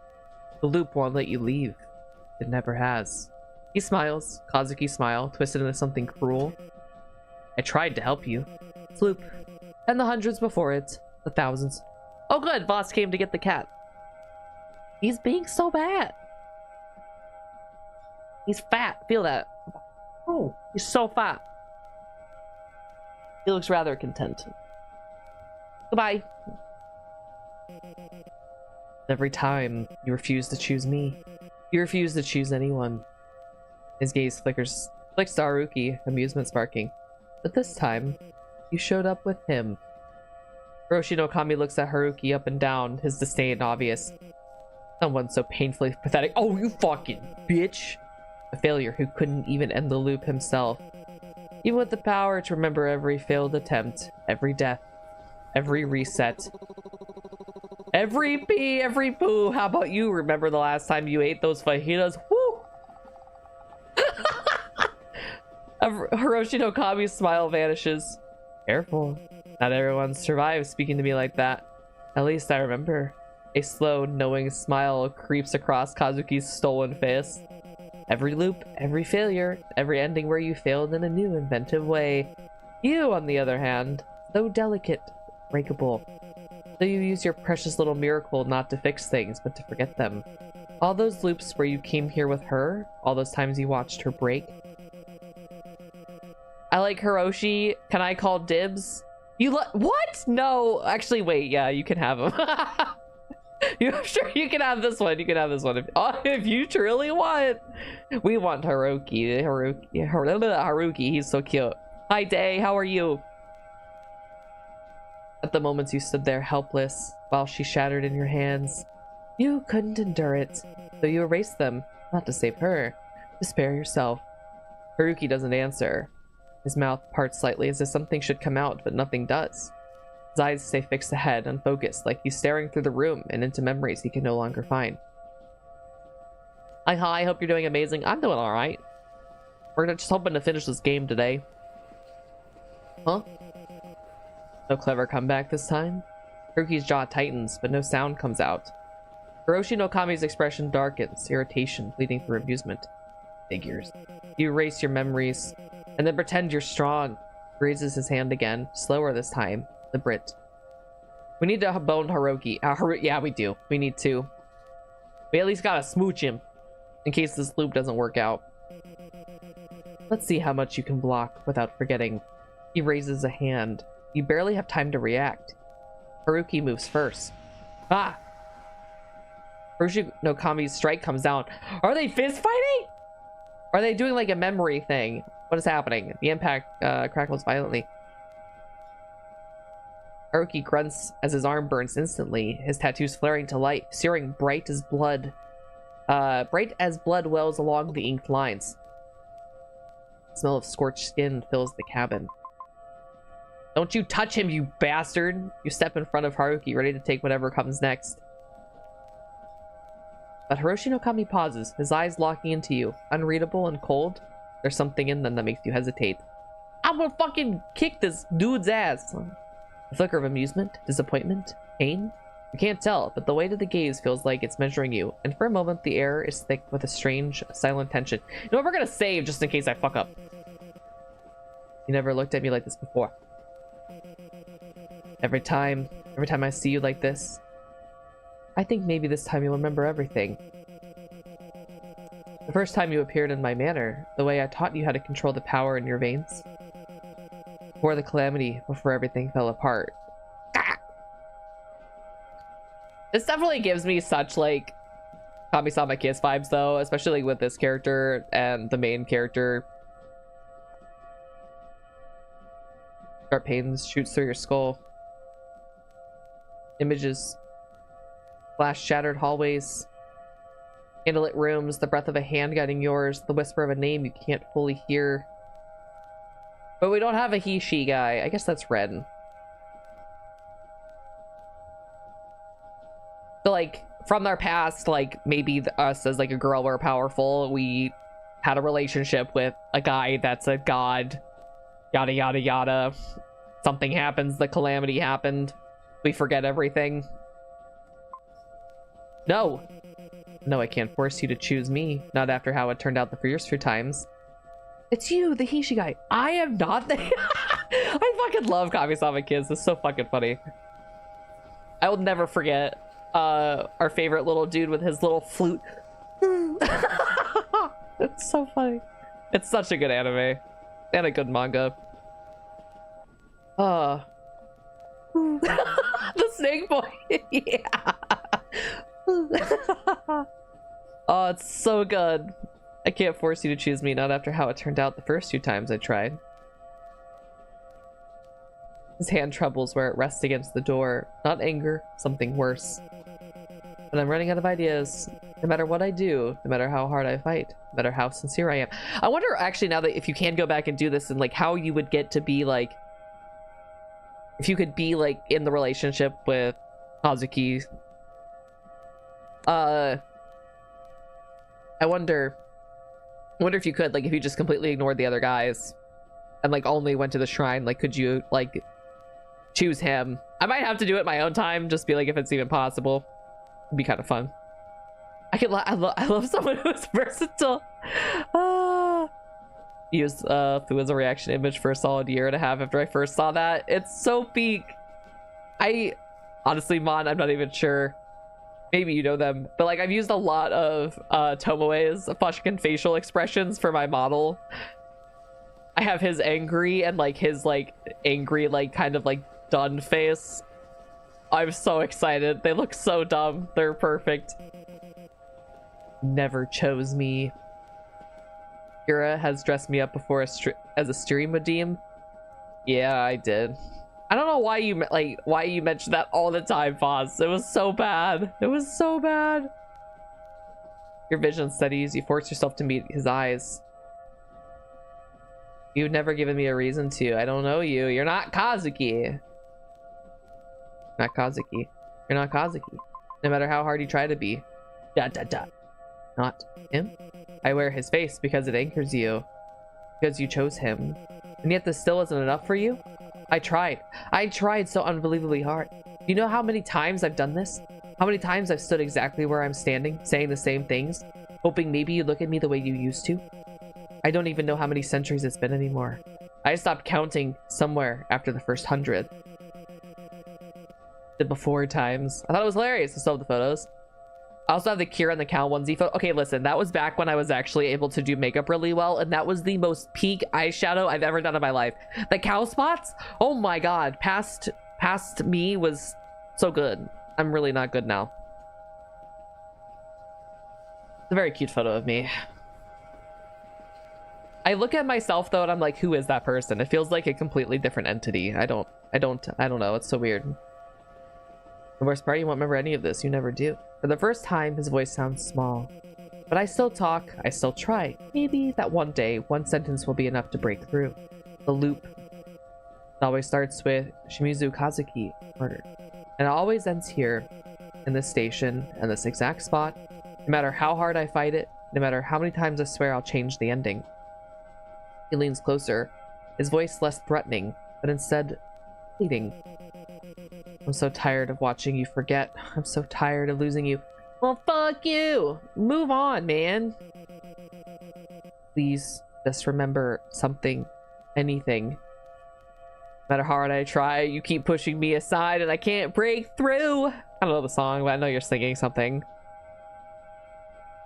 There's no talking to you.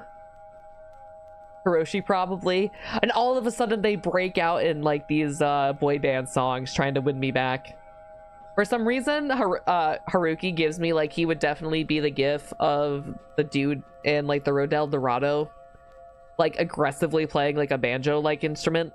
That's Haruki playing a song. I don't know. Hiroshi kind of gives me like angry piano playing vibe. They were gonna try to serenade me. Head throbs. For a moment, images flicker at the edges of your vision. The night sky dusted with stars. Gives you base vibes? Oh my god. In lantern light, your hands entwined. You push them away. Whatever they are, they don't feel like yours. All you manage to say is, end this loop. Now. He blinks. Then laughs, softly, genuinely amused. Ew. Then she listens to the exorcist extraordinaire. The smile is tired and fond, almost sad. The loop doesn't end because you ask. It ends when you choose. You need your other half. Someone willing to break the curse that binds all of us to you. And you still haven't chosen anyone. I fucking have! He's standing right there! You know how much sooner this could have ended? If you had just chosen me? Instead, you keep playing this game. You come here again and again, each time with someone different. And every time you give up. Why? Because in every loop, you choose who survives. But everyone else suffers. Orochi no Kami tilts his head, studying your reaction like it's proof of something. Ren was only a tool, a convenient one. I needed Kazuki gone. He was in the way, too close to you. And Renjiro, he would do anything for that senile master of his. If you had chosen me sooner, I wouldn't have had to touch him at all. Kazuki's blood isn't on Renjiro's hands. On yours. He reaches into his sleeve, slowly and deliberately. He pulls out an eye patch. For a moment, your mind refuses to understand what you're looking at. Right, you don't know what this is. You didn't bother spending enough time with him to find out. This belongs to your dear friend, Nishiyami Ryota. He boarded this train earlier than expected. An unfortunate coincidence. Oh. Did you hurt Ryota? You horrible! Hiroshi no Kami cuts you off calmly. I eliminated him. Oh shit, well he's dead! You see it now. The common denominator. You. Every loop, someone gets too close. Every loop, someone pays the price for it. And yet, you feel it, don't you? The guilt, the need to take responsibility for everyone who gets hurt. That's why you reset. Why this never ends. He steps closer, close enough that Kazuki's stolen face feels unbearable. You can't live with that guilt. Why don't you choose me? I would have accepted you regardless. You don't remember the promise you made. The lights flicker and stars reflected in dark glass under the night sky. You said when I returned from the capital, we could be wed. This is like a dude that's like literally just like, let go. You fucking freak, man. And then the calamity happened. He looks at you impatiently as though waiting for an answer. He's been denied for far too long. So tell me, what is it this time? Why won't you choose me?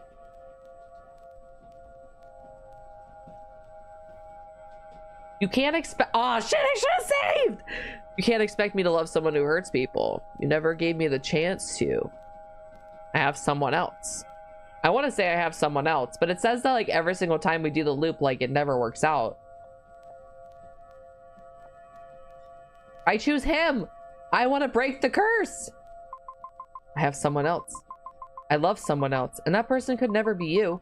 You're nothing but a cruel, sadistic narcissist, and I have a better taste. No. No, no, no, that's not right. You're not thinking clearly.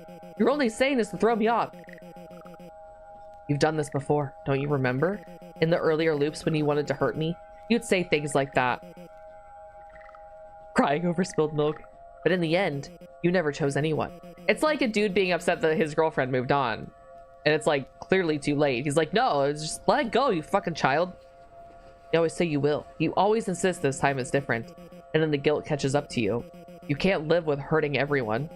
So you reset again and again. I don't give a shit. That's what you do. So tell me, what makes you think this time will be any different? Safe. It's alright. You don't have to be scared. He steps closer. Would you fucking punch his ass? 𝗤𝗢𝗡𝗗𝗏 will come for you soon. You feel it, don't you? That crawling dread in your spine. But you don't have to face it alone. Not anymore. Here. I've always been here. All you have to do is accept me. Okay, at least he's not the weird fucking snake thing, I guess. I don't know. He lifts his hand towards you. I'm the only one who can save you. You probably fucking gave it to me. Your only sanctuary in this endless storm. Come to me. He inches closer, his other hand reaching for your cheek. His voice thick with false warmth. Choose me and nothing will ever hurt you again. Fingers almost touch your skin.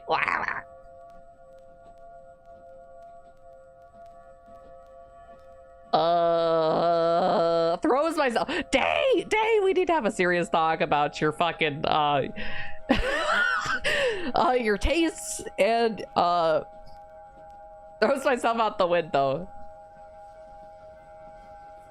I mean, honestly, I would do this. I would accept him only if I knew it would save Haruki.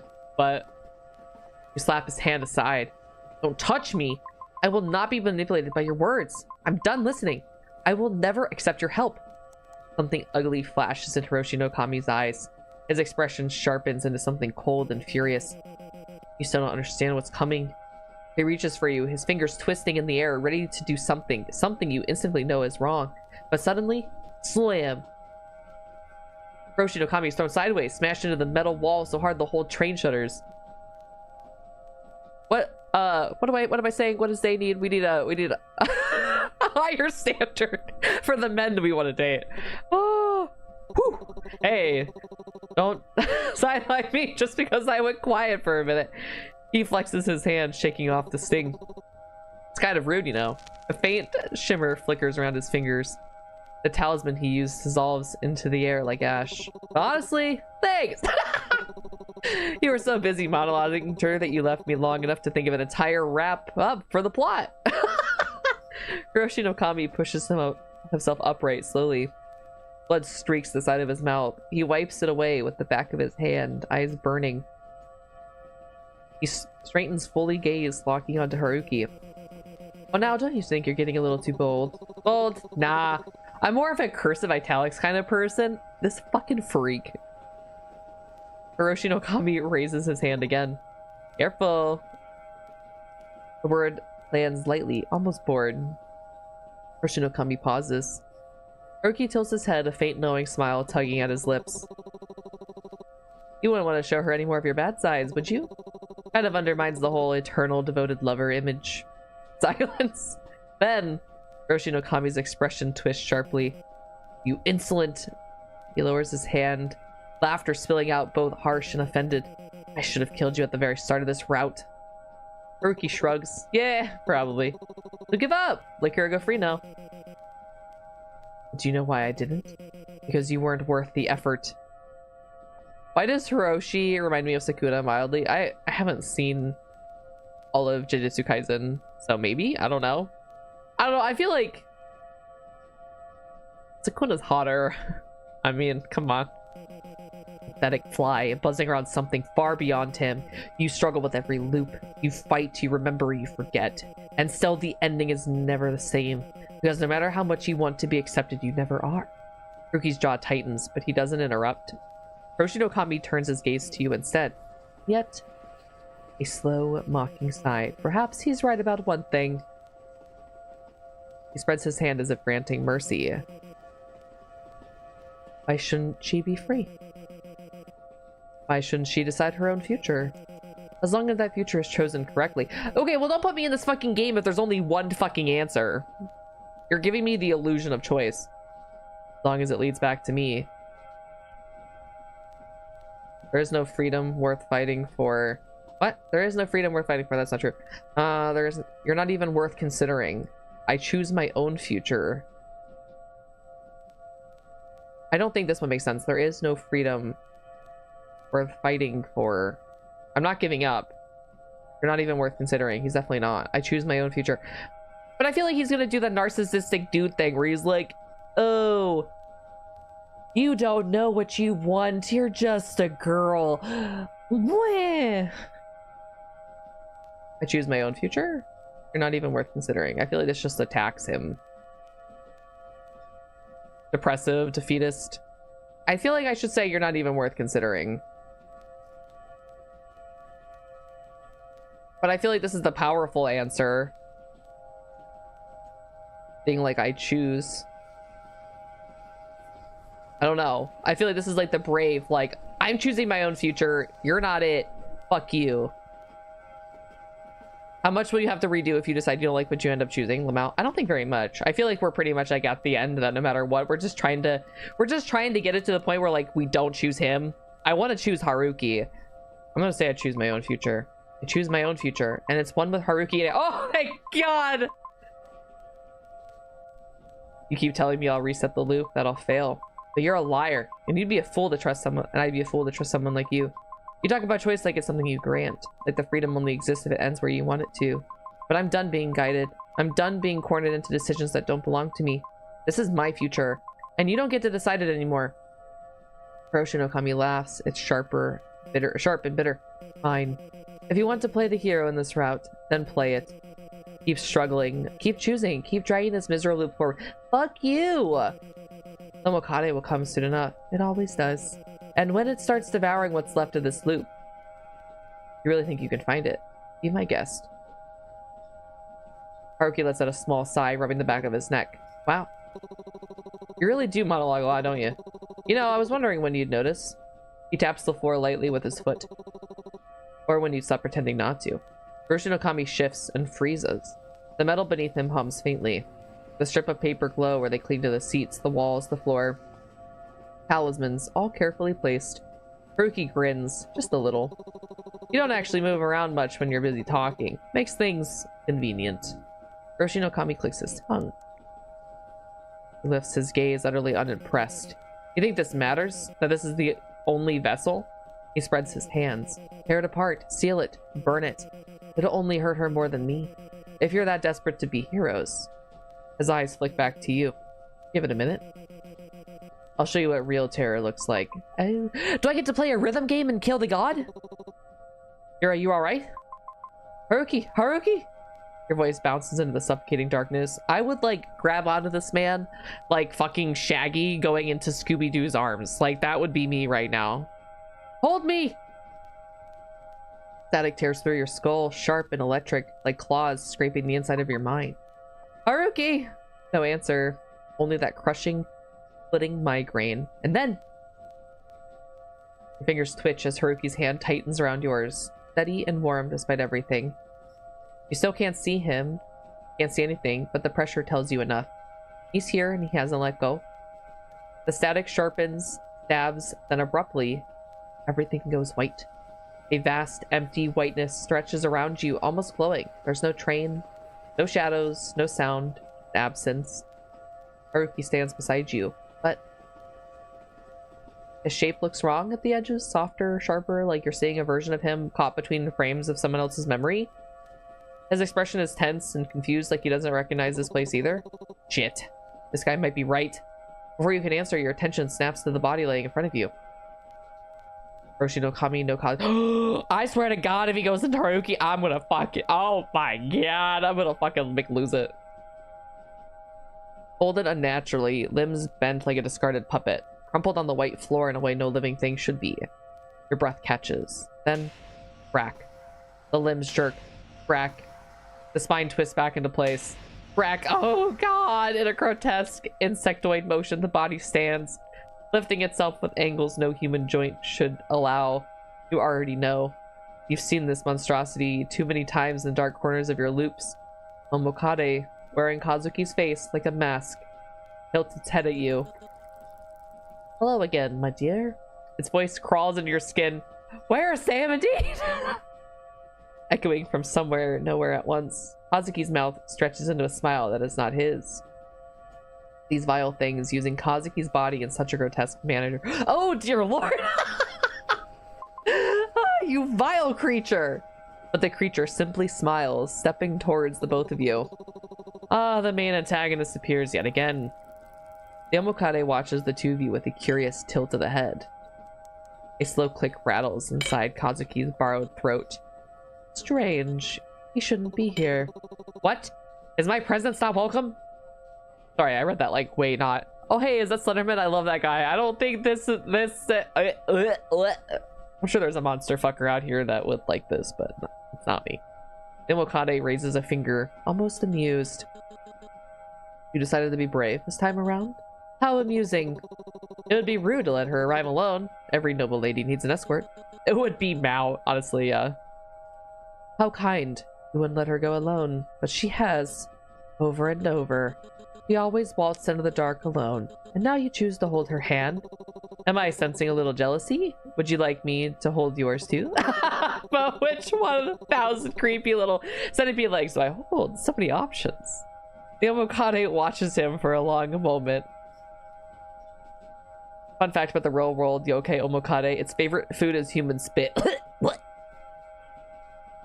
Then it shrugs, almost bored. I can never figure you out. I figured, wouldn't it be like I can never figure you lot out? Never figure out you lot, I guess. Who would sacrifice themselves every time for her? Well, she did sacrifice herself for you during the calamity. I suppose it's only right. Well, it doesn't matter. You're just a minor setback. Its smile sharpens.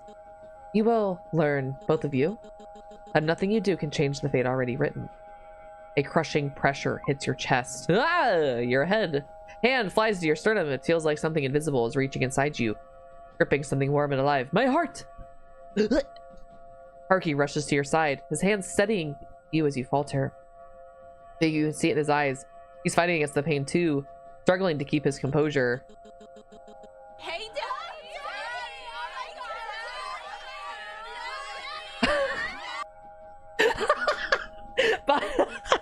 Buddy, thank you so much for the raid. How are you? Welcome, welcome. Jeepers Creepers. Hi, Sky. Hi, Bunny.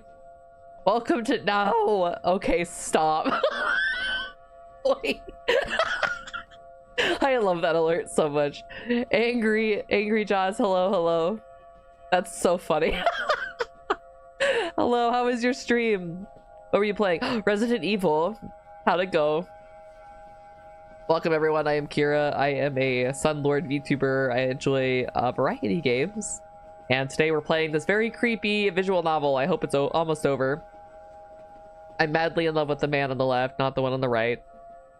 You're starting Resident Evil 4 tomorrow. Did you enjoy Resident Evil 3? Yeah, I like variety games. This is a creepy one. I'm also planning to start live 2D rigging next week in my free time. Yay! So it might just get to be a lot of probably very boring streams where I'm going, I don't know what the fuck I'm doing, but it's okay. I actually did probably my favorite of the series so far. Creepy, but it's got lovers in the title. You can have a creepy lover. Ah! Boss, thank you. Thank you, boss, for gifting 5 subs. I was hoping for more daddy. That's only for the raid. The peoples are deaf used to that.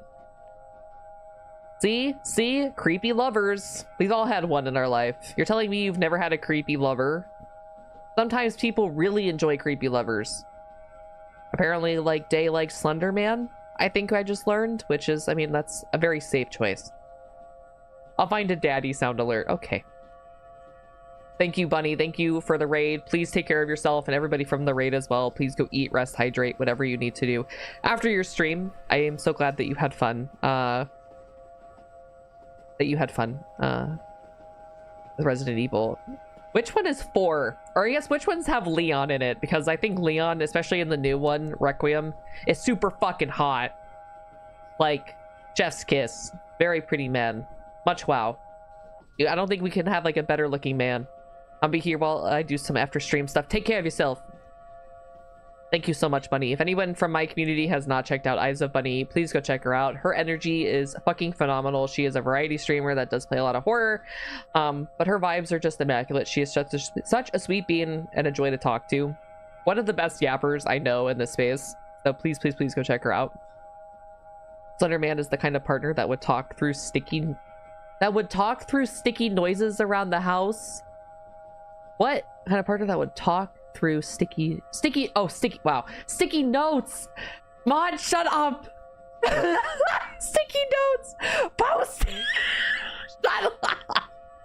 I can't read. Shut up. I can't read. Leave me alone. Oh, I don't have my glasses on. Sticky noises. Okay, in my defense, guys, I actually think my vision's getting worse. I used to be nearsighted and it's getting worse. I can't fucking see. Hey, honey, do we have any milk? And slap, slap, slap, slap. Listen. Ow! Shut up. I can speak in code, okay? God, it's like using Morse code and slaps. Okay, I can figure it out. Ugh. Speaking of which, this kind of makes me reminded of speaking in noises. I was recently very entranced by this pigeon that apparently was trying to build a nest, and it was very ASMR like with its little clicky clacky sounds on the floor. It was so cute. He didn't know how to rip the paper the other day. Shut up. I rip things vertically. That's what you do. You don't always have to rip things hot dog style, okay?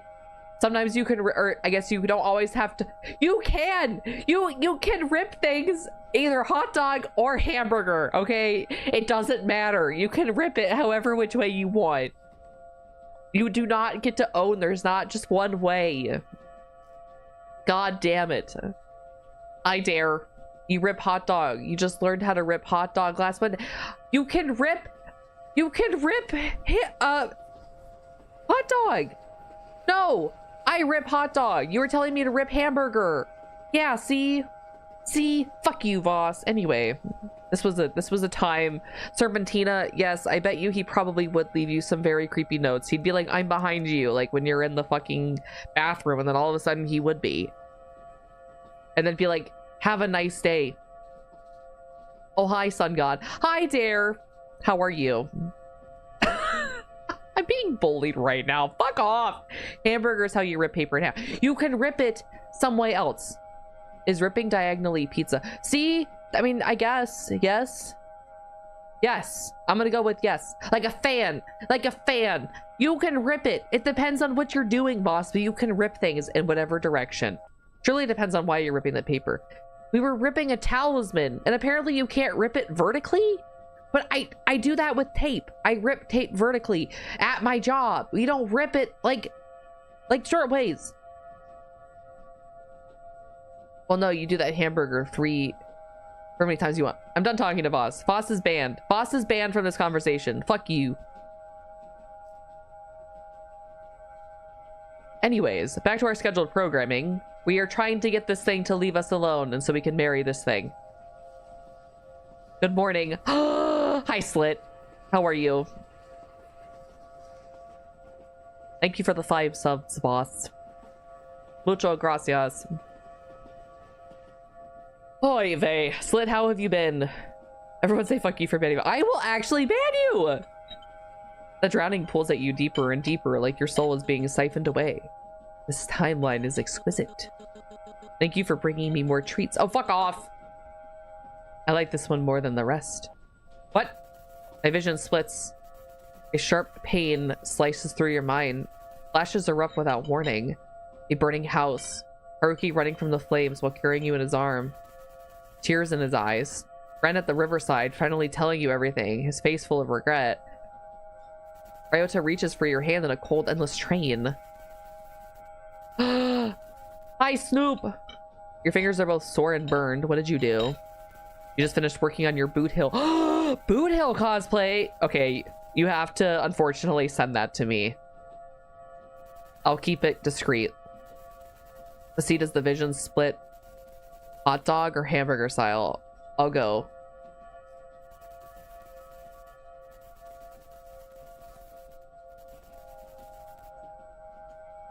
I legitimately hate my life. I don't mind sending whips. Please do! Rosa reaches for her hand in a cold, endless train. Countless timelines, countless lives, countless versions of yourself looping, failing, dying. Your knees weaken and your head feels like it's cracking open. Stop. Please stop. Stop hurting us. 𝗔𝗕𝗢𝗥𝗧𝗦 laughs in delight. It's going to eat my spit! Little butterfly, your threads are glowing again. You must stand up. You must fight back. I mean, how much could this honestly? You must not give in. I don't If you fight, that's negative emo- Ah! How am I supposed to know? How are you doing, Snoop? Oh no, the illicit, the life-hating. I will say 40 Hail Marys and eat a 𝗕𝗕𝗢𝗥𝗧𝗦 whoopie pie. Oh. You must stand up. You must fight back. You must not give in. Must not give in. I must not give in. No. I can't give up now. Not when so many people sacrifice themselves for me. We deserve to be happy. You're sweating making dinner. What are you making? 𝗕𝗦𝗦𝗡𝗗𝗑 watches silently for a moment, its lips curling upwards. Happiness. What a fragile little word. Oh my god, Iron Chef! It moves Kazuki's body into the light. Bones creak. A sickening ripple travels down the spine. You will never obtain it. Shredded chicken tacos and Mexican rice. Ooh, that sounds good. Boss and I had shredded king oyster mushrooms yesterday. It was pretty good. It was pretty cool. Pretty cool experience. Would have again. It tilts its head towards the corpse it's wearing. Look, this body alone is proof. You feel your breath catch in your throat. Kazuki, lost, devoured, gone. The words echo inside your skull like a curse. And Ren? Naive, stupid Ren. I want some Mexican rice as well now, right? I haven't tried this recipe before for tacos. I meant to say burritos. Oh, burritos. Oh, that reminds me. You got a Facebook? Oh my god, Voss. Stop getting people to vote for you. For your chef thing. Fox is doxing himself. Oh my god. He died screaming under my coils. Ew. Hiroto? Oh, how many centuries has he struggled to be free? Gone as well. No, you're lying. Every version of you eventually breaks. Your stomach twists like knives. I am happy to be a hand for hire. And that I'll vote for something. Just that. I'll make it a count just to vote. Oh my god. If I dox myself to Mon, done it before, they'll get to see my unbeautiful face. Oh my god, 𝗓𝗧. Anyway, yeah. I'll make it a count just to vote. No, it's lit. No. Granted, I don't care. Honestly, I don't really care if you guys know what Boss looks like or like what I look like. I mean, if you go to a con, you're gonna see my fucking face anyway. It's very, very interesting to me how like when it comes to VTubers, they're like, oh my god, you could never know what we look like. And then I follow like creators on TikTok and they're like, oh hey, I went to this fucking cafe down the road from me. Like, we fucking know where they live. Oh. Bitch, it has my government name. I can't share that in the Discord yet. Please don't. But I'm just saying, it just makes me laugh how VTubers are very like, no, and then, I mean, like, we know who 𝗲𝗲𝗡 and like 𝗏𝗏𝗡 VTuber are. I face reveal by accident. Oh my god. I used the face cam a long time ago, so some people know what I look like. Granted, I look pretty different now, but I will lose these people again in the nature of your fate. This is not the end. Cue the song by what's her face. I know what you look like. You're not my supervisor. I know what you look like from like 5 years ago. I look probably a lot worse. Please don't share the cow onesie. Your fate isn't yours to write. My fate's not yours to write. Not the end.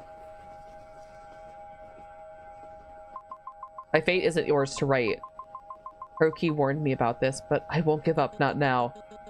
Worse, not. More like yourself, Nodders. I mean, I don't know. I feel like my skincare's gotten a little bit better.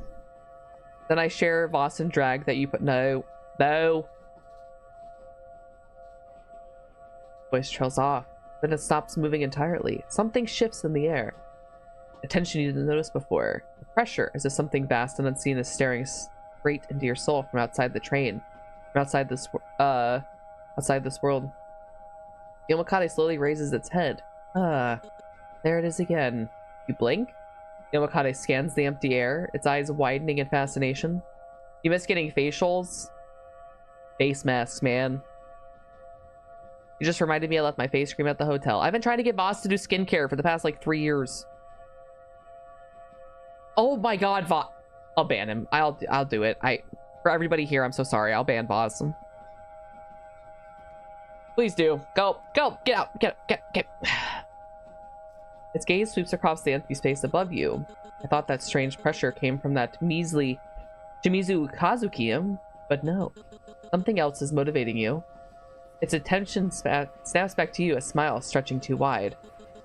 Something else brought you this far. It's him! No wonder your choices in this loop are so different. The 𝗏𝗏𝗧𝗏 turns slowly towards something? Towards you? Ah, so this is your doing. What are you talking about? The 𝗏𝗏𝗧𝗏 ignores you. You there. The one pressing the buttons. Since you've been guiding her, what is it you really want? Me? They're breaking the third wall! They're talking about me! That's wild. I wasn't even looking at my laptop. No, I don't mind you going. Lamau. I want to see the ending. I want her to be happy. Words spill from your mouth like someone else pushed them out. I want her to be happy. You stagger, horrified. What's this? What's going on, Kiira? Those words weren't my words. The 𝗏𝗏𝗧𝗏 watches with delight. No! Did I fuck up? How adorable. It's not good to meddle in things you don't understand. Fuck you! Isn't that right, little spectator? You don't get to decide her fate. She'll escape from you. The loop ends now. You don't get to decide her fate. I do! I fucking do. I am the god now.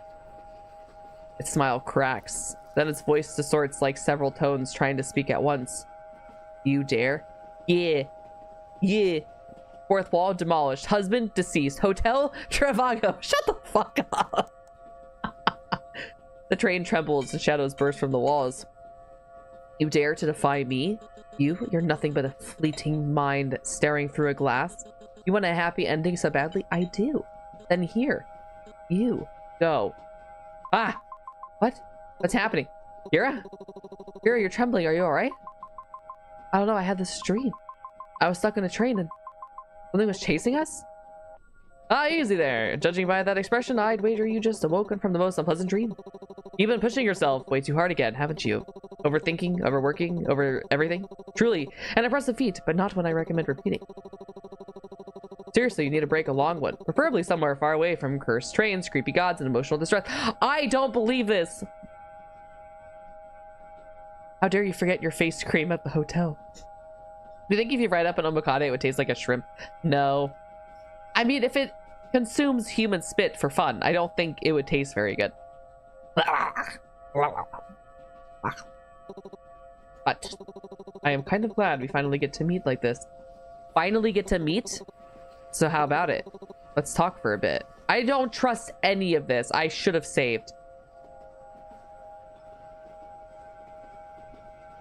This place doesn't feel real. An understandable concern. Reality does have a habit of feeling negotiable in moments like these. But rest easy. This is real enough for me. I don't trust this. If I'm standing before you, then surely that makes it real enough for you as well. Best not to prod at it too much. Linger too long in doubt, and one's thoughts tend to wander off without permission.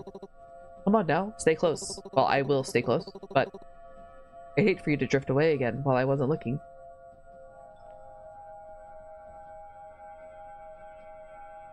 Haruki, why are you being so gentle? He's normally pretty gentle. I feel like I'm forgetting something important. My head hurts. Everything feels blurry. Oh, I feel like slap some fucking, what's that cream called? Tiger Balm on that shit. You'll be fine.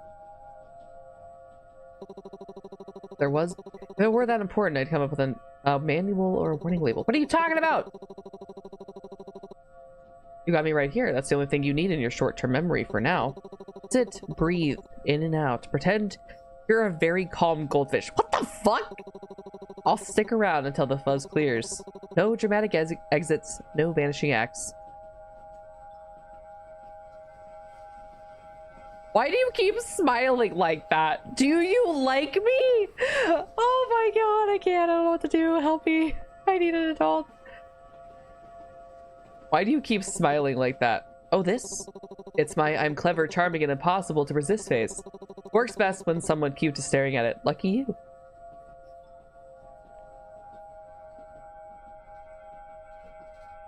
Well, that is true. I don't know what to do. Did something happen before I woke up? Ah, no. I mean, nothing worth losing sleep over. Let's just say if something did happen, You don't need to worry about it right now. Today's job is simple. Stay upright, stay breathing, and let me handle the rest. You're not Haruki. Haruki, don't leave me. Say something only Haruki would say. My body feels heavy, like I'm sinking. I feel like, yeah, we're like in this weird like dream state. You're not Haruki. Haruki freezes, his smile slips, though not much, but just enough for you to catch it. Hey, that's not fair. Look at me. I know I joke a lot, okay? That's kind of my thing. But I'm not messing around right now. I'm here. I didn't go anywhere. If something feels wrong, we can sit with it. What do you mean? You don't have to force yourself to be okay with me. I can't promise I'll fix everything. I'm not that cool. But I can stay as long as you need. So don't push me away, alright? Let me be here with you. It's me. He's eating me! The thing is eating me! You're not Haruki. Haruki freezes mid-blink. His grin falters, flickers, and then falls entirely, leaving something raw and earnest behind. Wait, what? Don't say that. Of course I'm Haruki. Who else would I be? The Queen of England? Do you not like me? This version of me? Is it because I'm not funny enough? I can be funnier. I can be anything you want. Just tell me. Please don't leave me here alone again. You see it now. The Haruki you know dissolves like an overwritten memory. And then shadow ripples behind him. Poor little butterfly, always ruining the gifts I prepare. Haruki jerks violently as if yanked by a hook in his spine. Ah! No, wait, please, what did I do? Don't leave me. Oh my god, please. If I like killed actual Haruki, I would be so upset. I can make you happy. I can be whatever you want. Stop, you're not Haruki. Something in him splinters. Something pulls the false Haruki back like a discarded puppet. You really are difficult. The room melts into warm light, soft colors, and a gentle breeze. The air smells like spring. A fake sun shines overhead. A peaceful garden unfolds around you, also painfully ideal. It is beautiful and wrong. You can talk to him as much as you like. Perfect, gentle, loving. My dear Kiira, you would grant me the greatest pleasure if you chose to stay with me. You can live in this perfect paradise. No fear, no loss, no endings. The sky glows brighter, almost too bright. Yes, this is for you. Enjoy it. I feel like this is all just a dream state. You feel the world trying to cradle you, trying to lull you into acceptance. It doesn't need to end. As long as you stay here, you will never interfere again. The garden trembles like a living heartbeat. So tell me, divine spectator, isn't this what you wanted? Stay with me forever. Yes, my dear. You have my undivided attention for as long as you need, and that includes an eternity. I won't stay. The room shivers. The sky flickers like a dying light bulb. Just Haruki. Just Haruki. God damn it. I feel like I fucked up somewhere. Don't say that. You don't need to go anywhere. Just stay here with me. His hand reaches for yours, warm and impossibly gentle. But the warmth feels wrong. It doesn't feel like him. I won't stay. Everything around you freezes. What? You take a step back. This isn't real. You're not real. And I'm not staying here. Whole body convulses and glitches. The perfect world ripples like a disturbed reflection. Ungrateful little thing. The sky collapses. The garden peels away like paper. I wonder how they tore the paper. The warm sunlight shatters into black static. The false Haruki reaches for you desperately. No! Please, don't go! I loved you! His scream distorts into something mechanical and inhuman as the world breaks apart around him. And then you fall. A rush of cold air. Violent snap. You jolt upright with a gasp. You're back on the cold train floor. Haruki is in front of you. The real Haruki. Oh, thank God, we're just going to do a quick little save-a-rooney there. With hands clamped over your ears, tears streaming down his face. My baby boy! Kiira! You're a shit. I didn't think that thing was powerful enough to create a whole new dimension. Stay with me, okay? You got this. As your senses return, you find your grip tightening around Haruki. Haruki, you're okay. You're okay. Welcome back, my dear. Don't say that. I don't trust it. Behind him, a scream tears through the air. A furious, earth-shaking screech. You left? What for? What did you gain from this? I gave you what you wanted. The creature's voice vibrates the train walls, shaking the metal. Insolent creature. And you! His gaze snaps to Haruki, a dirty little flea, crawling back into the loop again and again, interfering where you don't belong. You truly believe some divine whim makes you insignificant?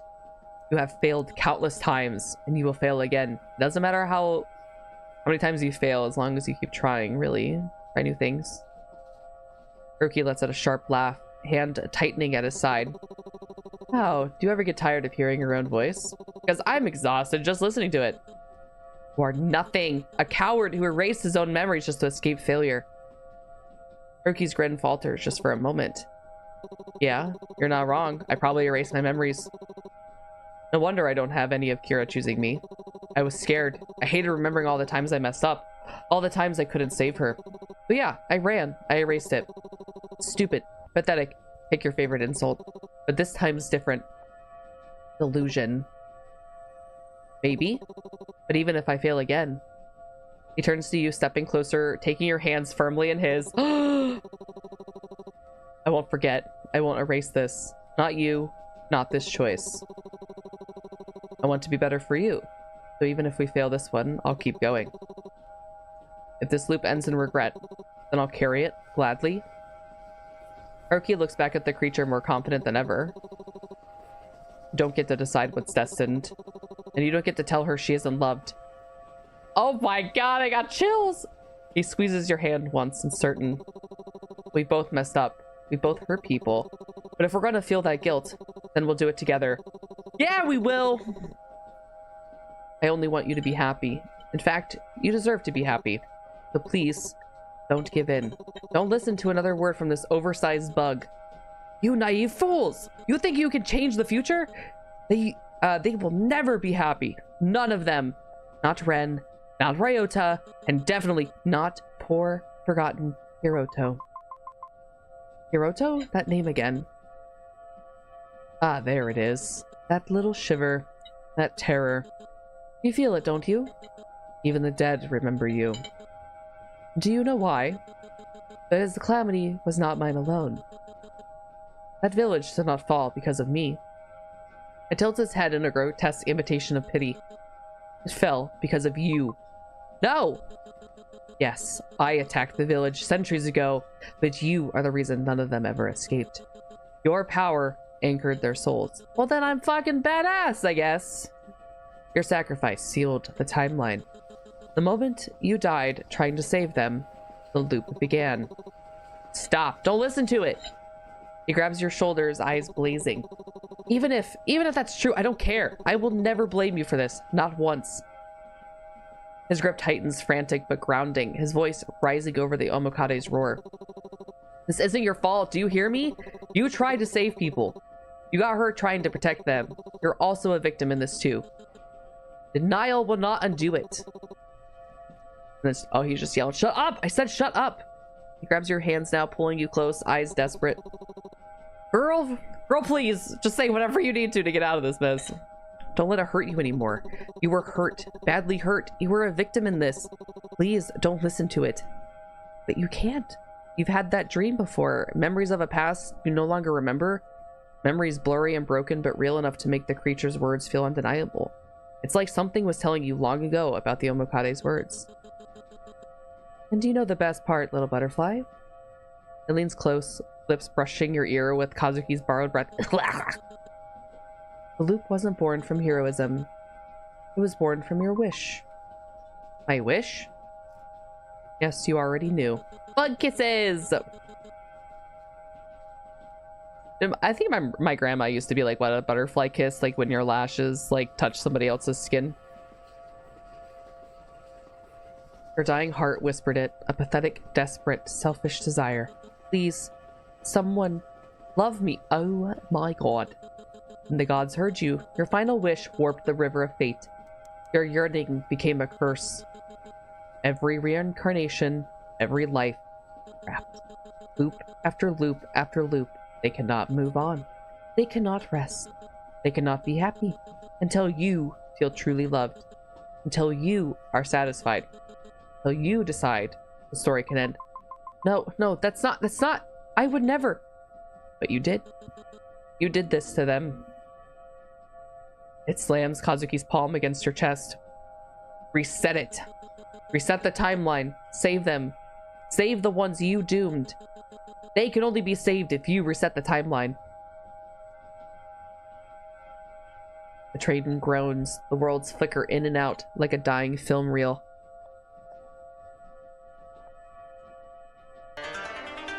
Ah!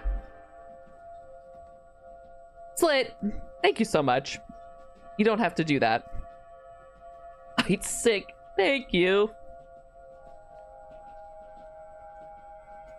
I hate ads too, but there's only so much we can do. Thank you again. That's very sweet of you. Enjoy your emotes.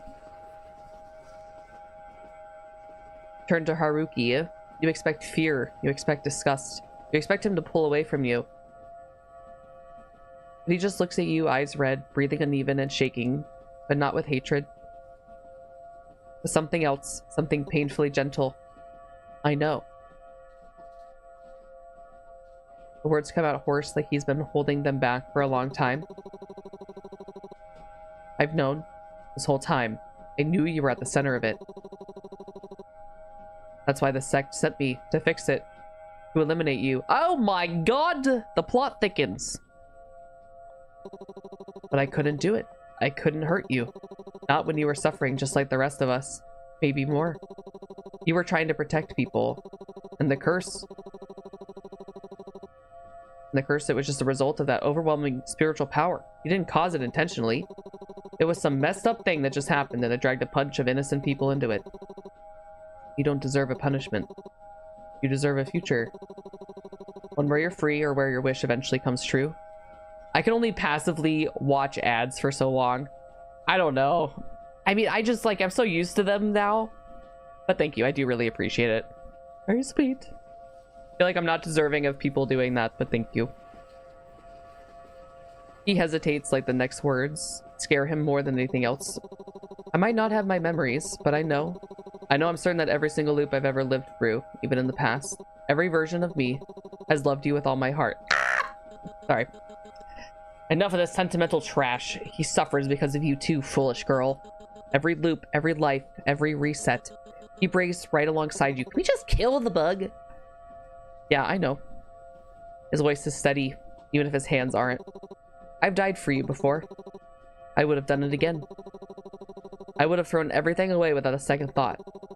I would have sacrificed myself for you without hesitation if it meant you could be happy. But this time, I want to be selfish. I don't want to disappear anymore. I don't want to leave you behind to carry this alone.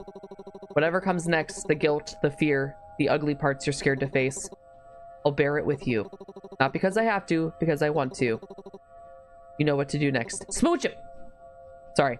And this time, he squeezes your hand. I won't let you do it alone. What do I do?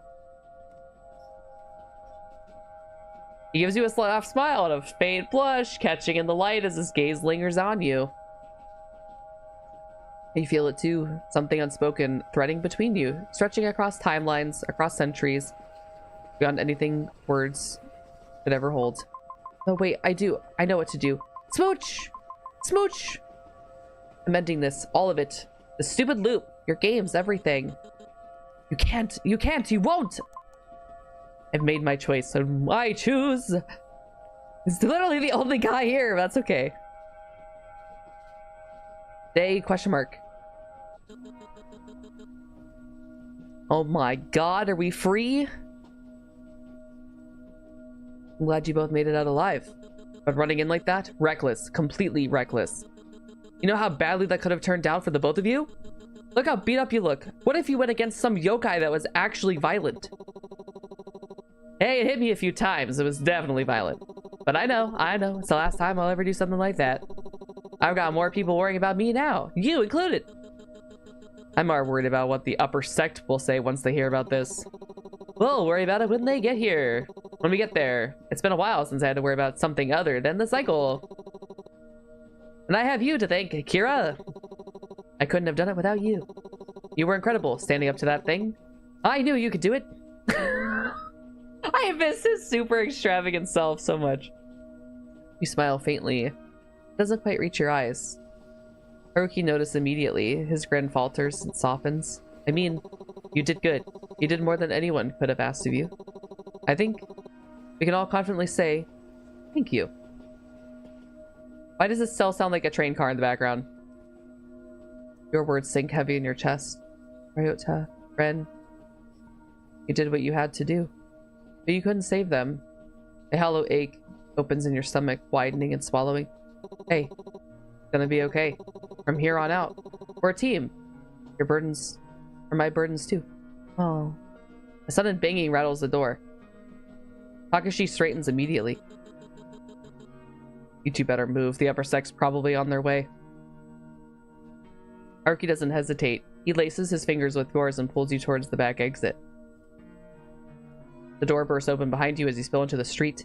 Oh, we're running. Oh, we're running.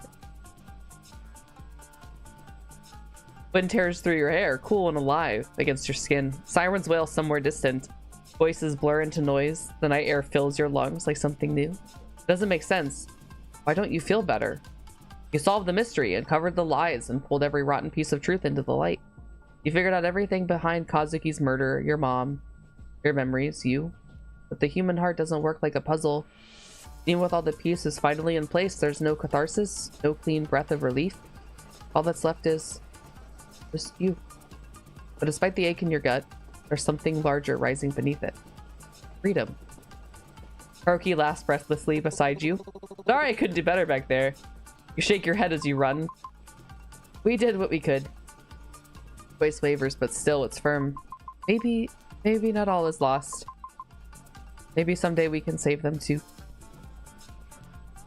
He glances at you, something warm lighting his expression. I like the way you think. Maybe someday we'll come back here. Stronger, better, maybe.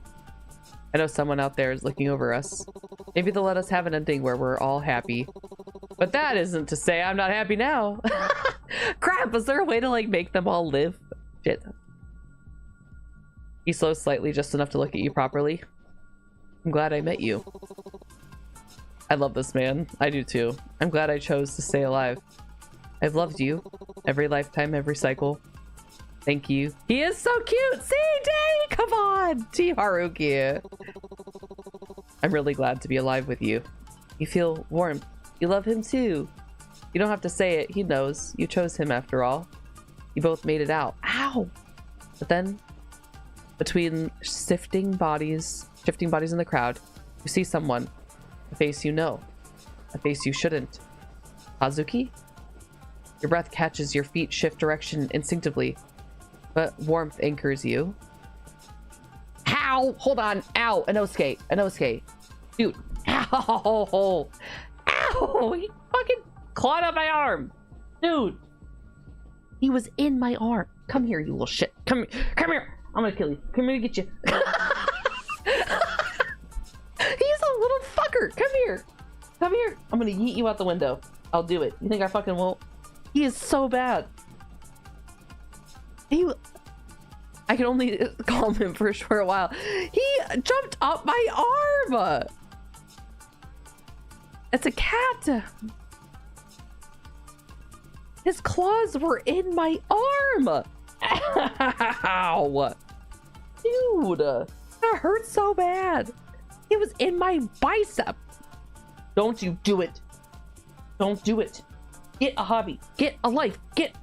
Do something else with your life. I am the bird.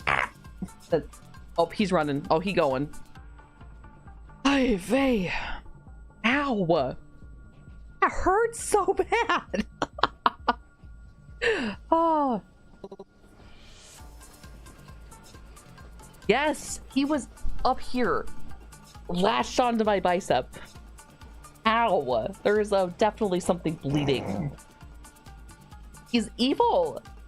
He's been sitting here attacking my arm. God. He has extra fingers to do it. Oy vey. Apologies.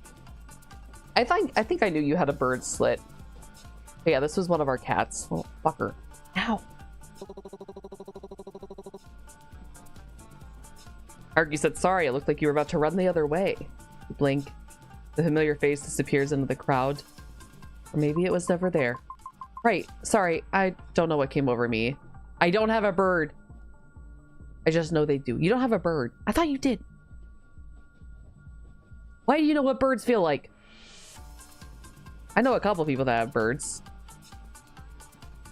Or maybe I know you like your grandpa has a farm. Is that you? Did I learn that about you? I remember talking to you about speeding cars. This was a long time ago. Kiira, you supported my decisions, so whatever decisions come next, I'll support you wholeheartedly, no matter what. Your grandpa has the farm. Yes. I promise that this isn't some self-sacrificial thing. I want you to be happy too, of course, but I feel... No. I know I can only be happy if you are. And the speeding cars, I see, yes. Are you planning to do your Boot Hill cosplay like at a con? Or I guess kind of like what's the long term, or what's the plan? Let's be happy together. You continue walking, the world around you buzzing with police lights and murmured voices. Yet your mind drifts. You wonder if you made the right choices. If the future you've chosen is truly yours. If all of this is truly over. But it's only over if you let it be. It is still watching, still waiting. Is it still watching or it's still waiting, still whispering somewhere beneath your heartbeat? You're meeting a friend at a con in Cali. You're gonna be in the States. We don't know. Maybe you never will, but you will walk forward anyway. And the thought lingers, quiet hum at the back of your mind, a riddle without an answer. You keep walking, letting the world blur around the edges. Your choices cling to you, heavy and unseen, no matter how much distance you try to put between them and you. I feel like I fucked up. You tell yourself you move forward, but even now they echo in spaces you can't quite know how to reach. Some futures feel built on hope, others on fear, and both have shaped you more than you admit. Even so, the path you chose is still yours to carry. Though the world moves on, your heart still hesitates. Time slips strangely, tugging at threads you thought you had already unraveled. Half-remembered faces blur, shadows brushing past your memory. Endings aren't as final as they appear, not when something inside you still looks back. Linger too long in those doubts and they become a door. Only you can decide whether to open it. Only you can shape what comes after. Perhaps another chance awaits, another path, another ending. A softness seeps into the thoughts that follow. Too smooth, too knowing, but easy to believe if you're tired enough. Remnants taste sweetest after all. Every regret, every hesitation, every trembling little fear. Such delicate things you try to hide. I don't like the wording of that, and such a waste to leave them behind. Endings were never meant for you. There's always another thread. You only have to pull. I'm scared. Did I fuck up? Did I become the evil thing? A hush settles in your mind. Slow, intentional, fighting. You know the word. Reset.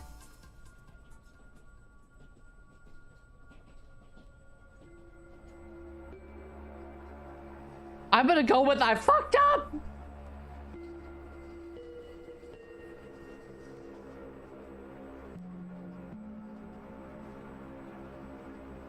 My fucking bitch ass girl wasn't happy with that. I think I just reset the thing. I don't think I got the happy ending. I think I fucked up. I don't think I got it. I think she was like, I think we still wanted to reset. I think it's okay. I don't think so. I think we just reset the timeline again. I don't think we got a happy ending. I think it's okay. I think it's just trauma. How do I know what ending I got? I'm Googling.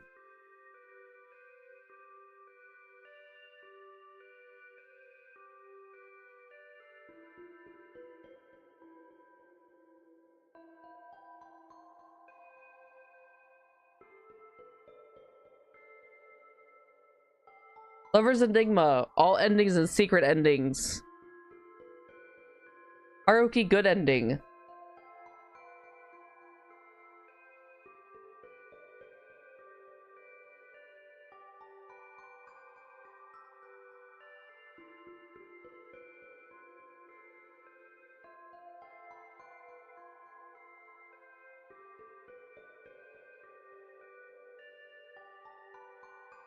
How do I know the ending?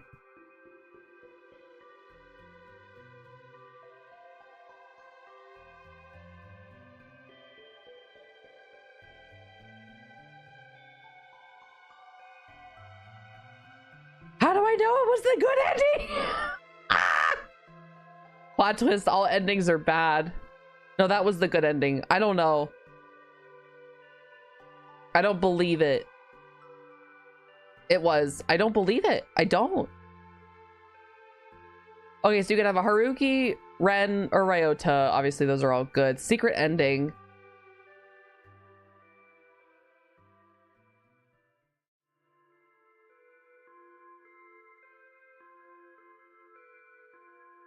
This is just like somebody's article. I need an actual thing.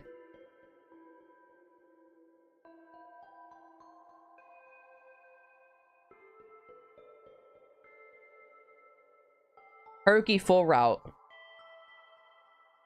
Me writing the idea.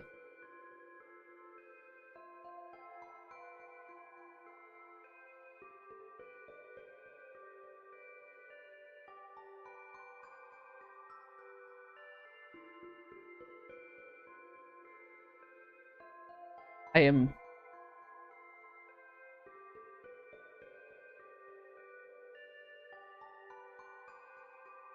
Ryota ending, Haruki ending.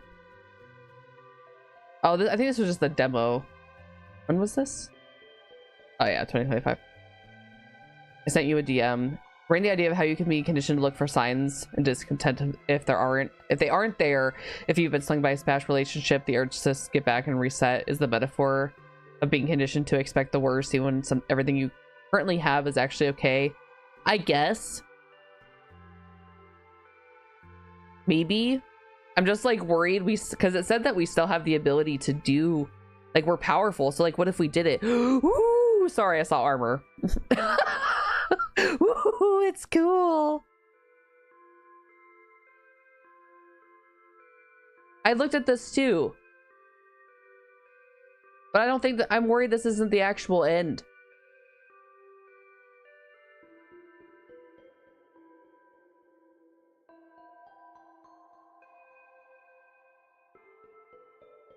No, get away. Get away. Crazy cat.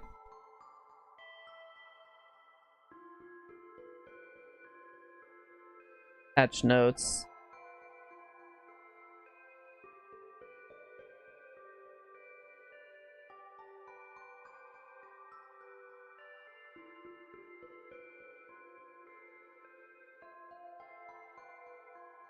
I guess we did. I just felt like we needed some adorable art.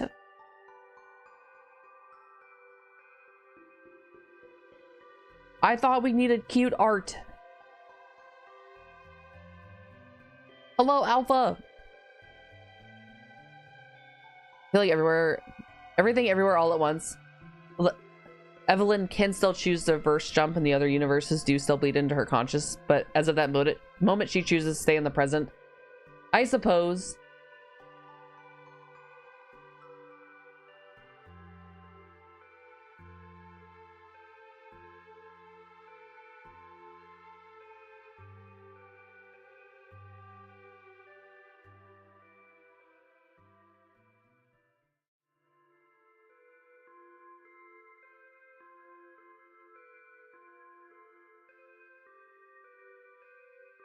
Yeah, there's apparently like a screenshot though. That was definitely a good ending. There's a screenshot though of Haruki that I definitely did not get.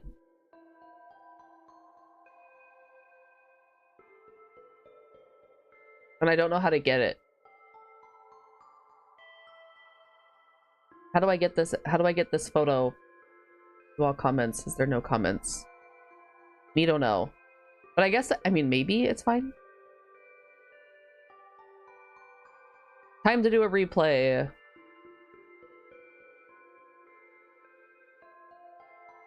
Someone who obviously has only been half audience to it, I quite like the grounded, more ambiguous ending. Feels more in keeping with the tone of the game throughout. Yeah.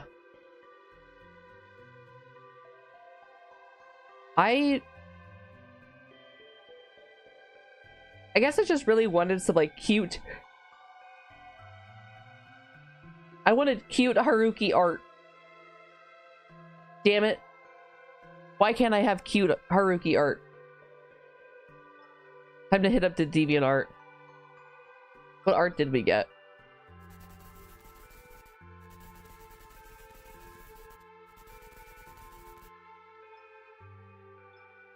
Oh, these are like the game wasn't meant to be cute. I mean, that's the fire, the train, this creepy piece.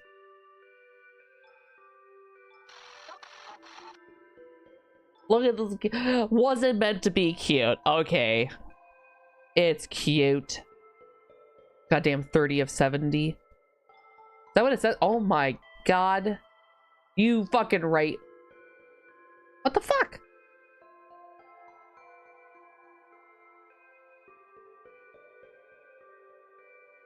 Well.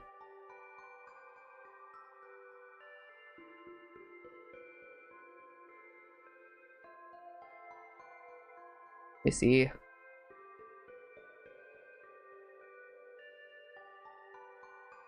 Hey, halfway there is not bad. Listen.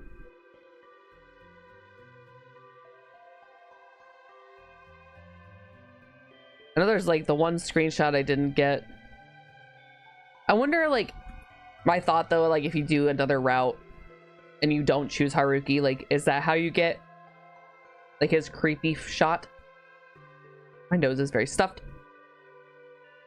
I can't breathe. I can't breathe. I mean, obviously some of them will be path locked just based on the main that you chose. Time to get Haruki's tats IRL, honestly. Let alone the individual choices within that path.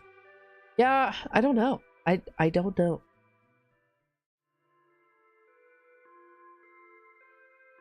I probably will do another run through at some point. Just because, like, why not? Kind of see if anything else changes. But, like, I don't know. How do I get this? How do I get this photo? It's a photo of, like, Haruki in a doorway, and he's giving you, like, the heart hands. That fucking freak that he is. Thank you for the hydrate. I don't know. I mean, I'm happy. I guess that was the happy ending. We got to run off together. I don't feel that happy, though, but I guess it's fine. Alright, I cannot believe.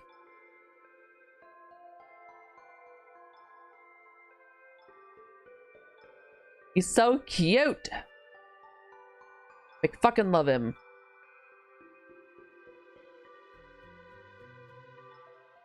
But I guess that's it.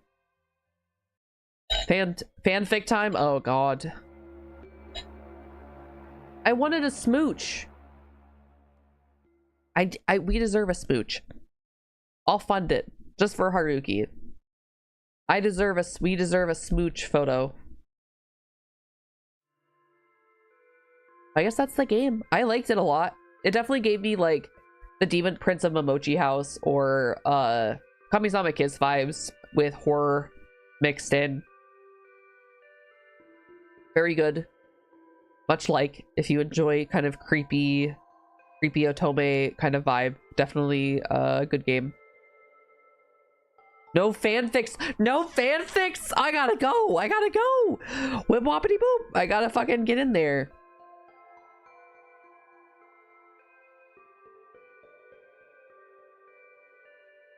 Time for Kiira to collab. I'm too dyslexic to play visual novels on stream and focus. It's definitely a time. It's a time to be alive. It's hard to decide when to like read.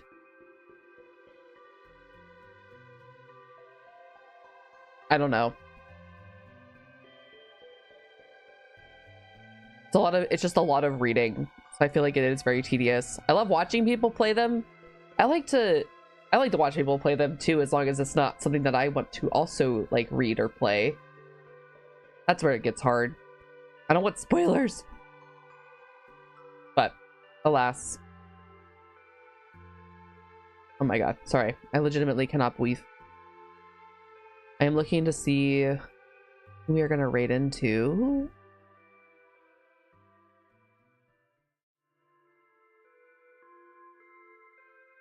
I kind of want to raid into a rigger that I've been really enjoying to watch, but she's playing League of Legends. Right into Voss. I hear he's live. You're not live. Sweaty League. She's so cute. So when are we playing I Love You, Colonel Sanders? I've played that before. That was wild. It was very wild. Much an interesting game. Not sure I really... You don't even follow me. I'm pretty sure I do. Why not? Oh.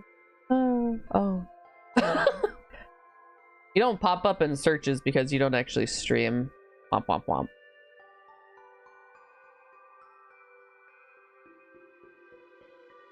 I do follow you. Shut the fuck up. Made you I hate you right now. Do we raid into person playing cozy game, or do we raid into not cozy game that is League?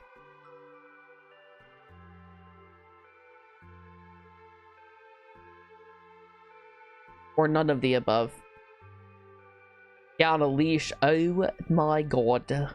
Get your weirdness out of my chat. This is my very humble community chat. We don't need your kinks in here. You like the weirdness? I guess that's true. I do. I enjoy weird. Get to working. Who are you? Oh, suggested people.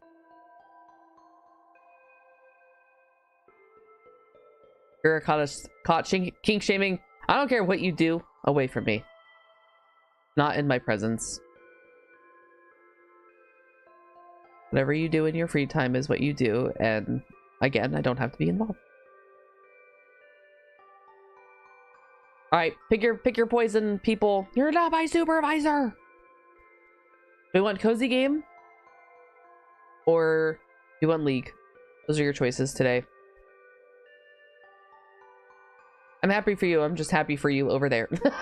Me with all people.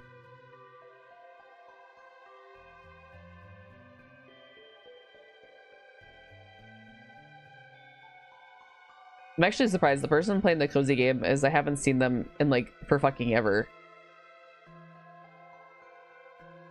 Let's go cozy, keep the vibes. Sure. See if they're having a good time.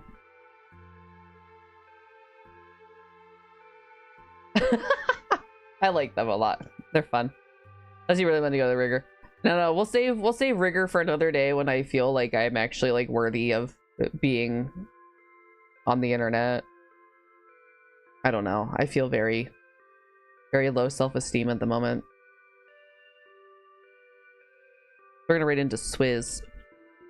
Swizzleist! I haven't seen him stream in a really hot minute, but he's playing Incombini. I think he's very cute. I followed him a really long time ago, and I think he's pretty neat.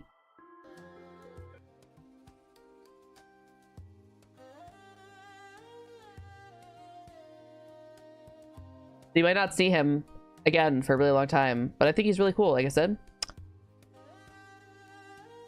Much wow. His model's very cute. I will be back on Monday. Since we finished this game, I honestly have no idea what we're gonna do next week. I think I might get a BL visual novel for us to play. And then I also might just start rigging if my PC won't kill itself. We love gay. We do! I feel like it's 'tis the season, it's Pride Month. We have to do that.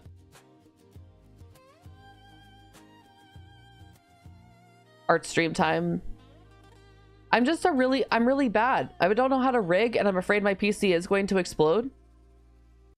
So I don't know if that's actually going to be fun for you people. But I think that's what we're going to do. I don't know. I don't know.